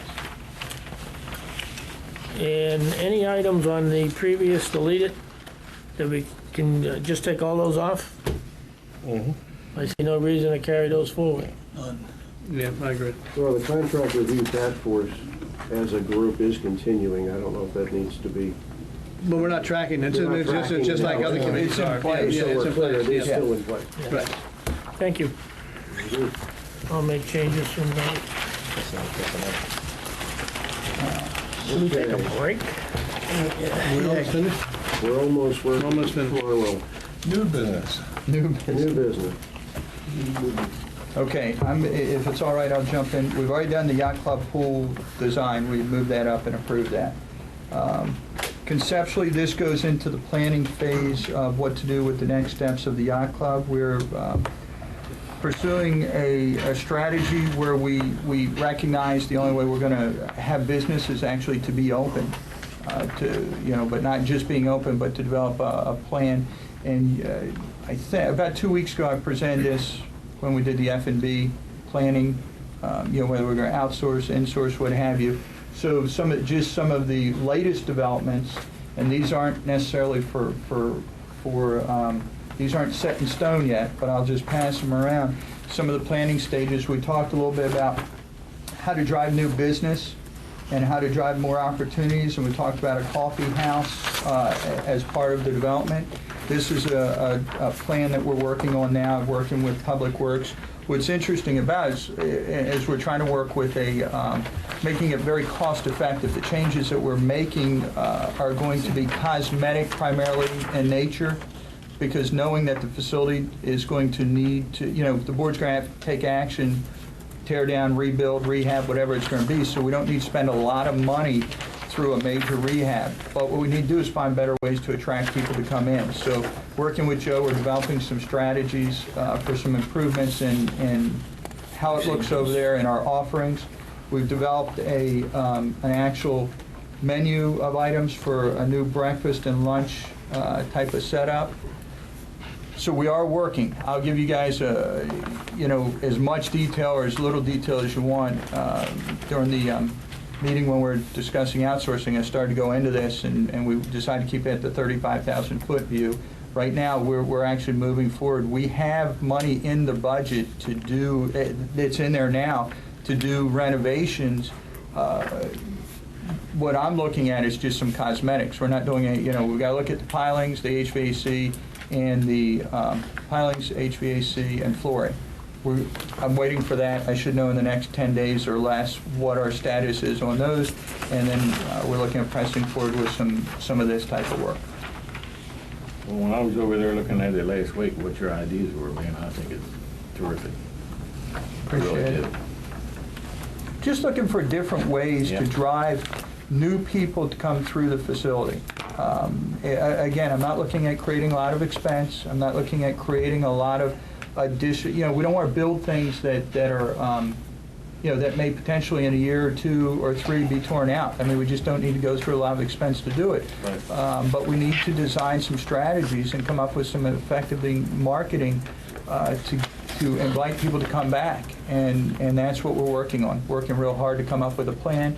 It's our goal to expand the hours of operation right from jump. To expand opening at 6 a.m. with a coffee house type of atmosphere. Offer a different type of lunch specials, salads, soups. Certainly as we enter into the cooler months, and then develop a strategy for a real good springboard for springtime.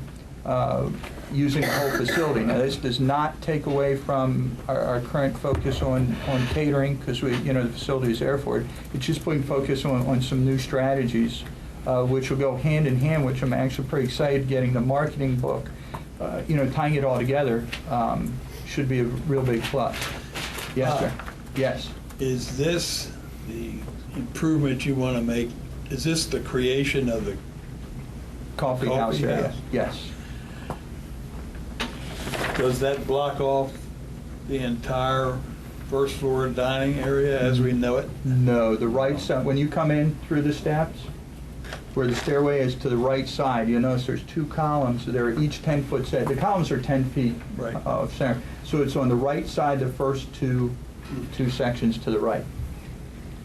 But the tables remain as they are now? No, actually the plan, and I'll get you more details. We're coming up with a cost analysis and all that. Every day we're making changes.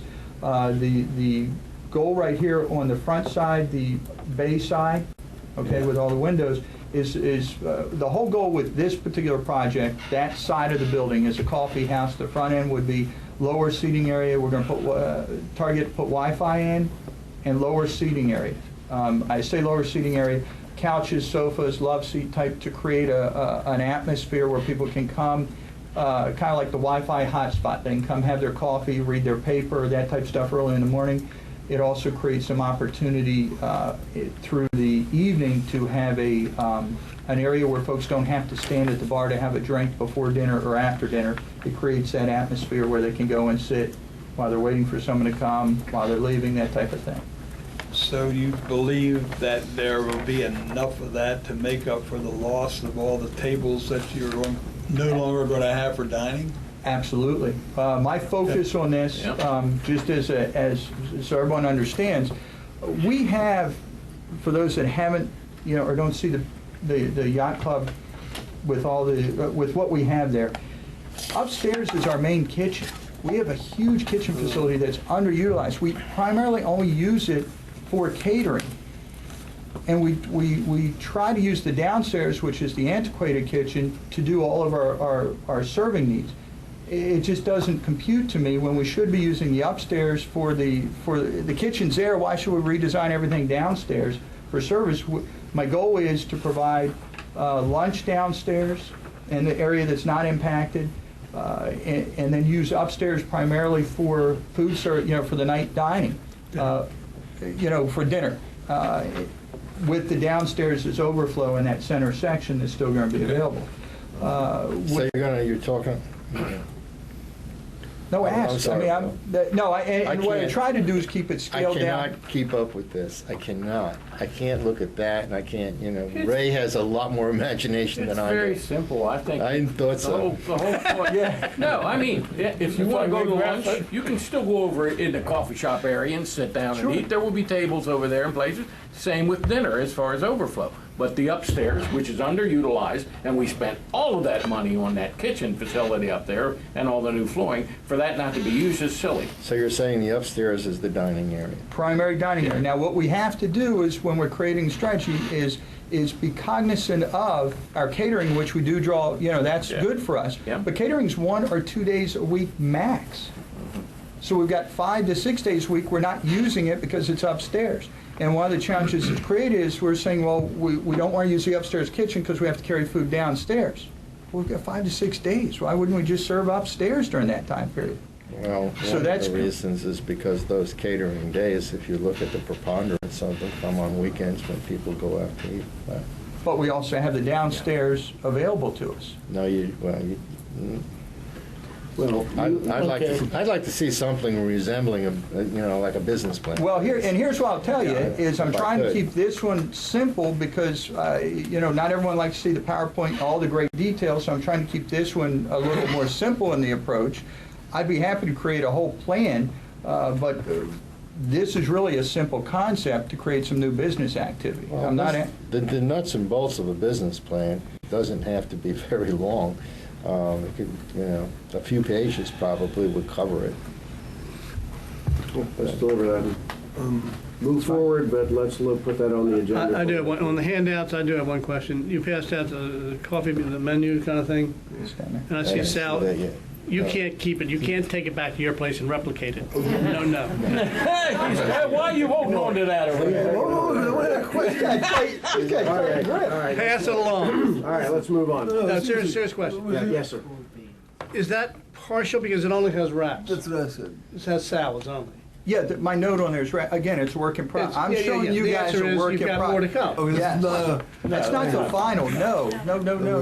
So you can have sandwiches and other things? Yeah, we have to create so I you want all chicken know what salad we're doing. sandwich. He wants tuna fish. No problem. Chicken and tuna are a go. They're part of it. In the name of Bill Rako, I want hot dog. Okay, moving on. We have. Yeah. That's part of it. The country club management contract. We are in discussions. Bob and I have met with Casper now over the phone twice. We have received sample contracts. We have marked them up. We actually have access to other contracts that other legal departments wrote that we're using as reference.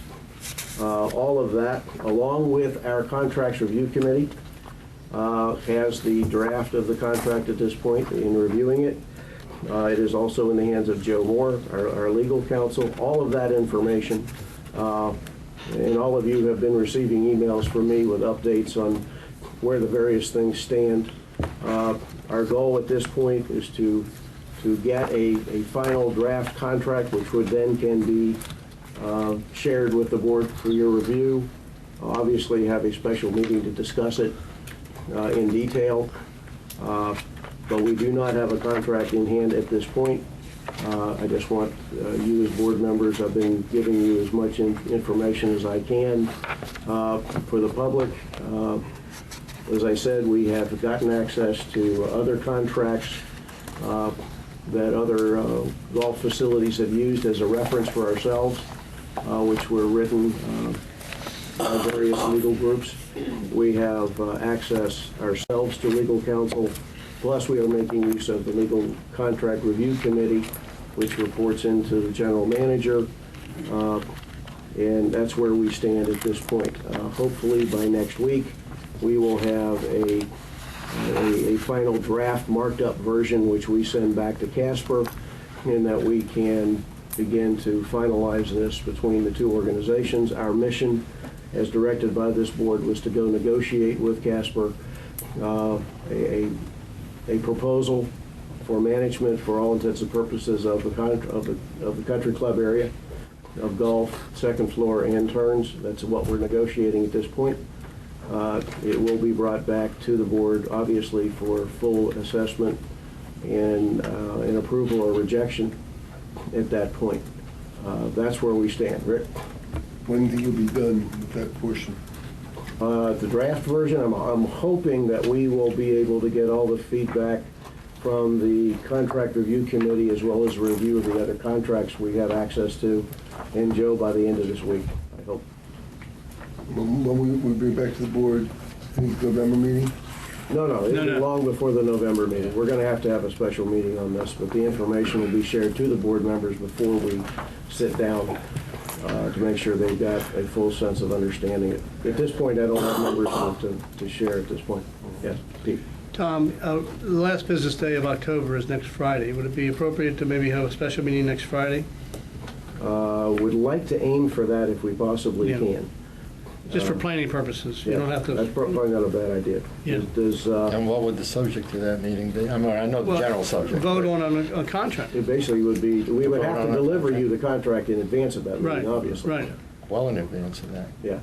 Well, you said well earlier in the context of a couple of days. He heard it and I heard it. Your contract's a little more than that, I think. You know? Very well. Couple days. Yeah. I think the sooner that you can tell us what the basic terms and conditions are going to be, then it doesn't have to be the final contract document. Yeah. Because that was the literal writing of the motion and the intent of the motion is that, we agree upon outsourcing based upon acceptable terms and conditions. And, you've been saying this, but I don't have anything. I have sort of information out, but I have no information in. So I have no idea. I don't know if I agree with that. Well, I don't agree with that either. I don't agree with that. Well, you've been fed answers and feedback from various members of the contract review committee, but to your point. Maybe I haven't. Maybe I'm not getting everything. Then. Well, I'll have to check, because you should have received about 4 different emails from me at this point with updates on where things are. I don't You're have. sending that out to everybody? No, Dave has had a very, well, anyway. All right. I saw one Dave update. I saw one email that came back, which had a listing of terms and conditions on it, which was very familiar to me. I'll go back and make sure, because I've sent out at least 4 updates. Then I saw a message from Les, and then I sent a message to Les, and everybody. We all got that. We all got that in here to make sure they go out either, so. Right. Well, I don't, I'm sending them directly from the, bottom line is, I will shoot to get a terms and conditions sheet to you before this week is out. I've only seen one. What are you sending? okay. I'm sending it to the email address that I've got. I really gotta make sure it's the right one. Is that the one that you gave out? I'll make sure that each of you get a copy, because I have everyone's email. Yeah, I'll make sure you have it whenever. Mr. Chairman, I'm going to have to make it. Okay. This down here. Bob, let's move on to CPI quickly. Quickly, he says, okay, CPI. And then this is There are Dave's. 3 that I'm bringing to your attention today. They're all in the back of your packet. The first one is 14 Cape Town.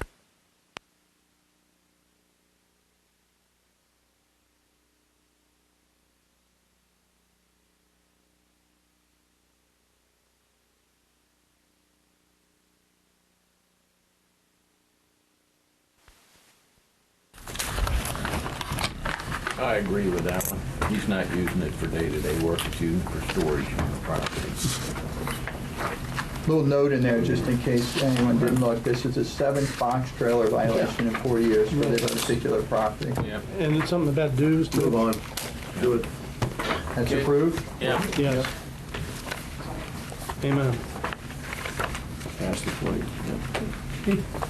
Second one, this one's a fence, an illegal fence. Members we've sent the letters out, we followed up, same thing. We're requesting the board approve that we take the next step, and that's move to the attorney to send a letter requesting it being, rectified immediately. If you look, there's a picture of the fence. Yeah. Not in compliance, I've looked at it. not in compliance in any way. Motion to approve. Move. Second. Next. All right. This one is, this one is a RV parking. And you'll see the picture of it. It has been there. Same thing as the first one with the trailer. We're recommending that we send the letter from our attorney, because we've sent certified mail. We've gone through our steps with no avail. So we'd like to send the attorney a letter, or send a letter from the attorney to the owner. Mr. Chairman, might we suspend the rules for a moment? The minimum that's involved in this is with us this morning. Sure. I'd like to make a statement. Yes, I'd like to ask. Your name and address, sir? Yeah. Well, my name is Christian Cromwell, 93 Ocean Parkway. Okay. Okay, it's under Karen Keeley. That's my wife. Okay. Okay, I don't understand why it has to be removed, because I see boats that are larger than mine, and they have living quarters in them. It's not like we're living there. It's 2 people living in a 5-bedroom house. I see boats, and I have a friend that has a boat that he's growing pumpkins out of, and nobody says anything about that. This is supposed to be a family and recreational community. I don't understand why. And then, if I do want to keep it there, somebody told me, oh, I can pay a fee. Well, I don't understand why I have to pay a fee on my own lot. I pay double assessments. My assessments are on time every year, and I just don't understand.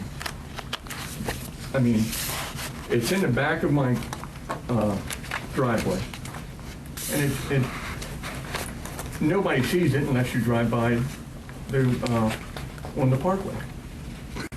I just.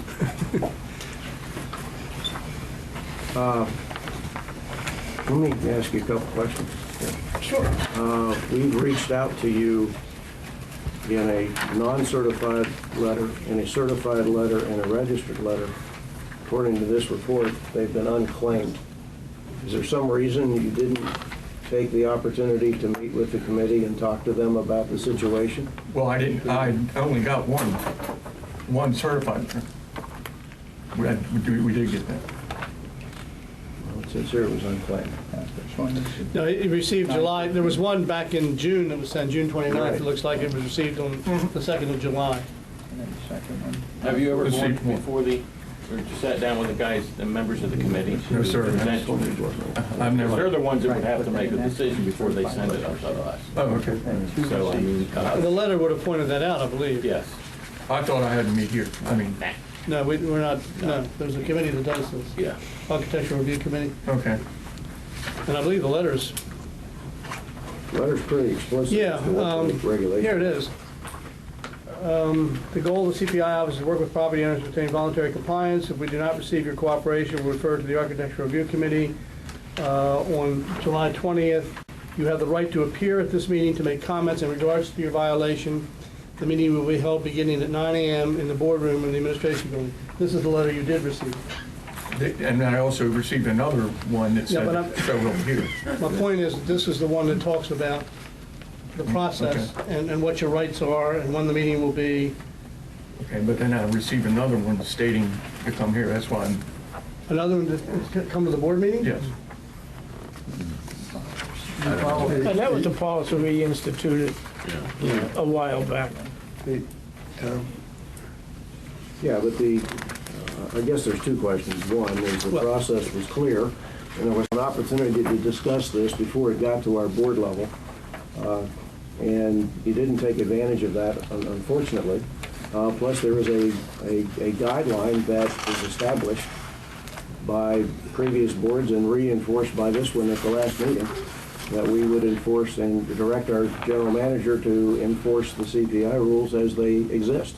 Right. Rick?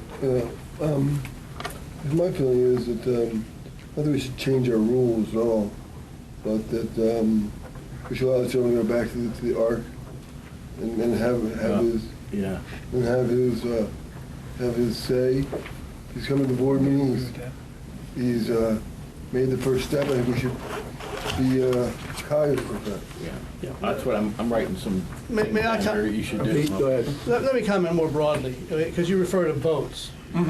And you're not the first person to raise this. I mean, I don't obviously. vote, I can't. I understand. But the rules within our community are such that boats are allowable and these vehicles are not. We didn't make the rules. We continue to say that's a good policy for Ocean Pines because it is a boating community, and we make that distinction. So you're asking, I think, a question of fairness. How come that my neighbor can have a boat and I can't have a box trailer, right? Right, yeah, I mean, it's almost discriminating. Well, those are the rules as they exist today, and have for many, many, many years. So it's not a question of discrimination, it's a question of upholding the rules in the community here, which does make a distinction between boats and boat trailers and other kinds of vehicles. Those are the rules that we are bound to uphold. And the CPI is bound to uphold, and the Architecture Review Committee is bound to uphold. I mean, those are the things we all have to live by. And you would have been provided with a copy of that, I believe, when you moved here. Okay. And I mean, it's, what I hear you saying is it's not fair. Right. Okay. But it is what it is, and the rules we have to abide by, and our members all have to abide by. Why can't I keep it here? Why can I pay Ocean Pines to keep it here for like 6 months at a time? I don't know where that might have come from.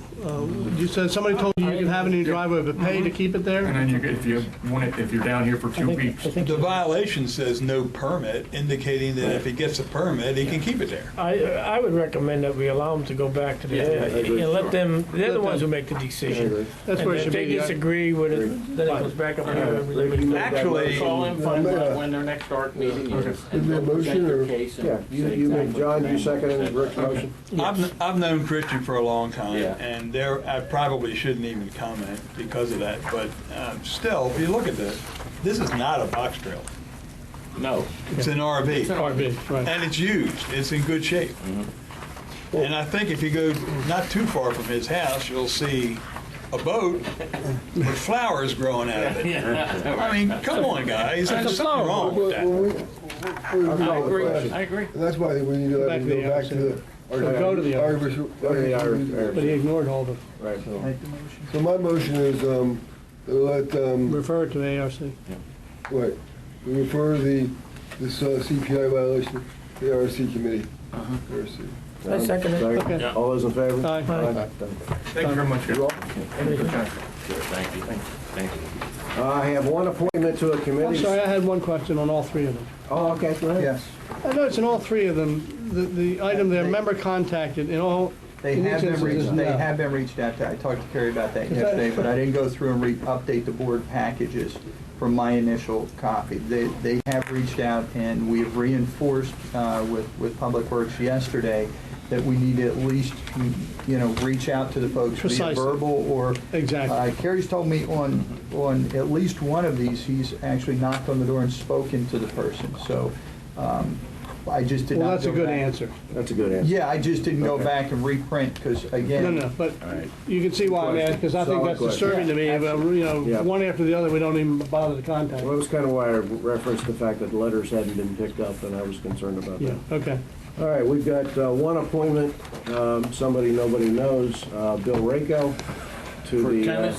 to the tennis committee. Have we done a background We've investigation? done it back. I should really probably check into this. Does the chairman of the tennis committee approve? Yes, they do. Okay. Next race? Any objections? Dotting the i's and crossing the t's. I'm sorry, I do have one follow-up matter on ARC. There was a question raised at the last meeting about a violation that was brought to the board for an unregistered vehicle. Yes. And I cited at the time that we had changed that back some time, many months ago. And I've confirmed that. We did make that change. We did take action as a board. And in fact, the architectural guidelines booklet, the blue book, says revised February 2010 to reflect that. So, Thank you. Yes. okay? We're doing that homework. We're citing violations of things we've already decided aren't violations. Just one last month, and we didn't follow up because of that. Okay. Has that book been distributed to all the board members? Is that in our package, or did you just go get one? I went know and got you're one, ahead of- Dave. you went It's and got available. one. Yes, I went and got it. you know, Would you like it? Here, I there know you you go. have initiative, Pete, but no, I mean, it's fine. No, I can know, Dave. I know where they are. I'll go get one myself. Okay. No, my question is that Teresa really, got it for me. we should make sure that everybody gets one. If you're, if See, there's been an I'm the update. liaison to the architect review committee. So you had an So you inside. had all Actually, Dave, I came into the meeting, I Yeah. asked Teresa if she would get me one, and she Yeah. said I will yes. see all board members have a copy in their box by this afternoon. Not a bad And idea. we will send a letter. And read it by this evening. Motion to accept, Absolutely. Mr. Rako. Thank you. Second. Second, aye. All right. Motion to adjourn and go to Receive closed an session. official letter of welcome to the tennis committee. Ray's way ahead. We do have a closed session, don't we? Just a quick note, guys, in your packet, just so you know, I've included Someone pointed Saw out. that. updated Lost it, calendar. but I saw it. Okay, we'll try to do that each month as the updates. Remember, we talked about trying to find a better way to manage our time. That gives you updates on exactly what's going on your calendar. Okay. Public comment. No, I said that you guys were calling it source. No, no. Oh, yeah, forgot. Joe will get his turn. Oh, okay. I'd just like to address Name and the address. Gillis Doris Lloyd, lot 14-8. I'd like to address the Gillis proposition and his bribe to build us a fancy bridge. I don't know how many of you were here when the developer wanted to develop a strip mall on the sports car. And we all decided to buy that property so we would have no commercial properties on our property. It wasn't our property then, but anyway, we bought that big piece of property. That was a big deal. Anyway, after that, the developer wanted to put some small stores along the yacht club where the houses are now. And we got that accomplished. He didn't do that. So I'm just saying that beware of the people that do not want commercialism brought into the Pines. That's all. Thank you. Thank you. Bud? I'm Bob Kessler, 9 Dockside Court. I took over these signs, but outsourcing is very confusing. It's very confusing to me. I've been to all the meetings where you've discussed it. And looking at the projections on golf today, it looks like if we outsource for the next half a year, golf is going to lose $304,000 this year. Taking into account the $75,000 that's put into the budget for the outsourcing expenses for the rest of the year, and not hiring an outsourced firm to manage it for that last half of the year, golf would only lose $229,000. This is up some $60,000 over last year of a $176,000 loss. Do we know why all these numbers keep changing? Can't we manage them better? Our projected expenses for golf for this year is up $70-some thousand over last year were our actual expenses. Now, if we could manage it to save $76,000 last year, why couldn't we manage it to save $76,000 this year? It looked to me like last year the golf was going in the right direction at the $176,000 loss. I thought we were making improvements. Maybe it just happened and we don't know why.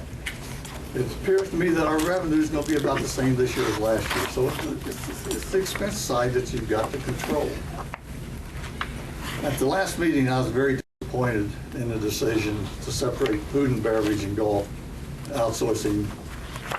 There was a presentation by Bob on keeping food and beverage in-house. Everyone jumped on the bandwagon and says, fine, let's do that. And Dave introduced a motion to separate them. But there was no other discussion of having the general manager make a presentation on what he could do with golf. I guess this projection today is the best that we as a community can do. for golf. I don't think that's true. Also, there was another presentation at that special meeting that Tom had asked a group to look at, and that was to continue to manage golf in-house. I heard not one comment from any board member. I heard not one comment since then where this was even considered or discussed. I've always been a proponent of outsourcing. I think outsourcing was supposedly going to improve services and reduce our costs. Right now, I don't see any reduction in costs.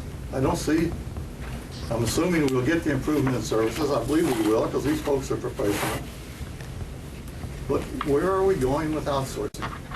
And why are we going to spend a bunch of money to save nothing?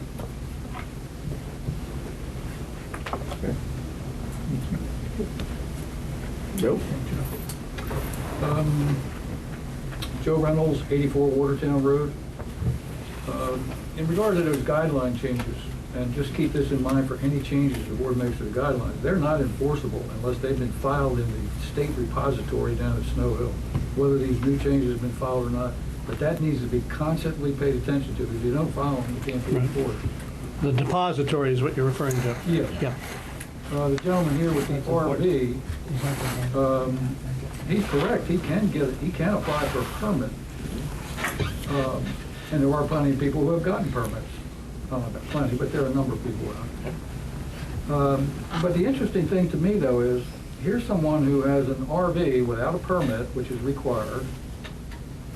And, excuse me, get this off the ceiling. Put it on cue. He has a permit. He has an RV without a permit. He gets all these notifications in the mail to go to ARC to get the permit, blah, blah, blah. He apparently was either not knowing, uncooperative, whatever, did not go to the ARC meeting. ARC met and voted to send it to the board.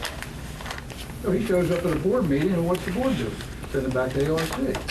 Now, something here doesn't make a lot of sense, because if you're going to take this as your procedure, everybody they just ignore everything that ARC sends them, and then when it goes to the board, they come to the board sends it back to ARC. Somewhere along there, that doesn't make sense. $300,000, if that's true, and we have, say, give or take 300 golfing members, that means this community is subsidizing each member to the tune of $1,000 per year to play golf. A lot of money. I wasn't going to say anything about this outsourcing business today, but I'll change my mind. I can't do this. There was talk here today about accepting the recommendations of some committee and this committee and so on. And the numbers that Bob gave us today, if they're true and we end up with this three, I believe with Bob Kessler, to the extent that the committee itself told this board of directors that outsourcing golf alone was not going to save us any money and might cost us more money. That's what they said, and I think that's what is happening. The committee said you need to outsource both golf and all food and beverage if you want to have a financial turnaround in addition to better service. Now, Dave Stevens, he made his motion that he made at the last meeting, which set all this outsourcing into a brouhaha, was based on a false premise. If you watch the video carefully, he makes the comment about $5,500 in the original June proposal, and we're going to save this full-time general manager. But that premise was false. The $5,500 is one thing. The budget that would be agreed upon between OPA and Casper after we enter into the contract, that budget, they're going to want a general manager in there. As somebody said, they're not going to manage it by remote control. So the whole premise of the board discussion and Dave's motion was incorrect at the last meeting as far as I can see. And one minor point maybe, if we go this route with our own management in-house,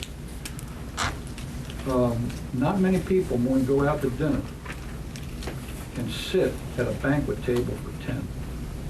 So whatever you do, if you're gonna be serving dinner upstairs, you better figure out a way to get all those banquet tables out of there and put in what people expect to see in a restaurant. And they don't expect to walk in and be seated at a round table for 10. That's been a problem for years, you're right. Amen. I agree, by the way. Yeah, yeah. And I might add, We're aware of that. harken back to some names from the past. Mark Bennett, Dan Stikursky, Sandusky, Carey.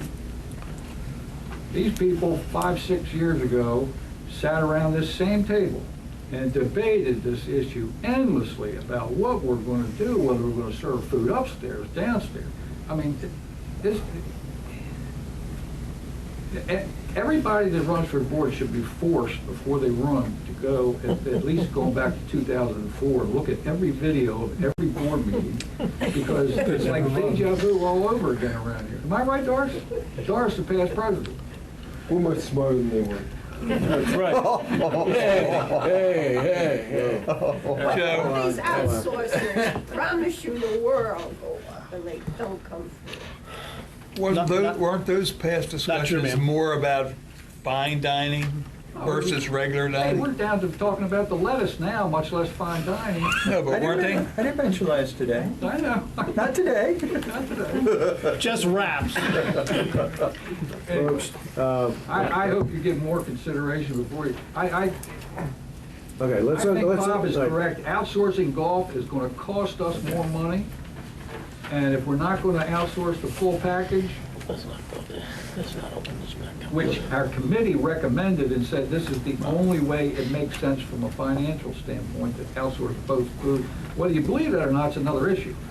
But doing one and not the other doesn't make any financial sense in my mind. Thank you. Just to make sure we're clear, what we are negotiating with Casper right now is a proposal it is a proposal. This board has not voted to accept that proposal, okay? There are many people in this community who say outsource everything, it's the only way to make money. Other people say outsource nothing because outsourcing companies don't make any money. Right now, the facts are we're negotiating the offer from Casper, which then needs to be assessed in its own right, and that's where we are. There was not a motion put in front of this board to outsource or not outsource food. There was a motion to get an offer from Casper to run the country club, and that's what we acted on. There was no motion put on the table at the last meeting to outsource the food and beverage services of this. And so the implication that we voted up or voted down outsourcing for food is not what happened. There was no motion. There was no motion to do anything golf with either, food. just to look into a contract. There was a motion to look into the contract. There was an opportunity, in my opinion, and I'm going to answer this and then we're going to move on. In my opinion, we gave as many people as possible every option to present their case to this board. I think everyone got a chance to do that. I think some of the numbers were presented, and we are now faced with negotiating with Casper to see what it is they're going to offer us to come back. At this point, that's where we are. The rest is, as far as what people have done in the past, I will tell you, I'm looking at the gentleman to my left. You hired him as the general manager. Right. And I expect him to be the general manager and to provide some input as to the direction of where he wants this community to go. We as a board have to do the same thing. Ultimately, it's our decision what happens here, not his. But also, I'm not going to debate whether we have, what kind of lettuce we have around this table, unless I'm forced to. I don't want to get to that level. I don't think it's positive at all. Okay, I'm going to... Tom, not in response to Joe, but in response to Bob. Bob, the outsourcing proposal was not, as you described to the audience, about cost cutting. It was about revenue increases. That's how you pay for it, both with golf and with food and beverage.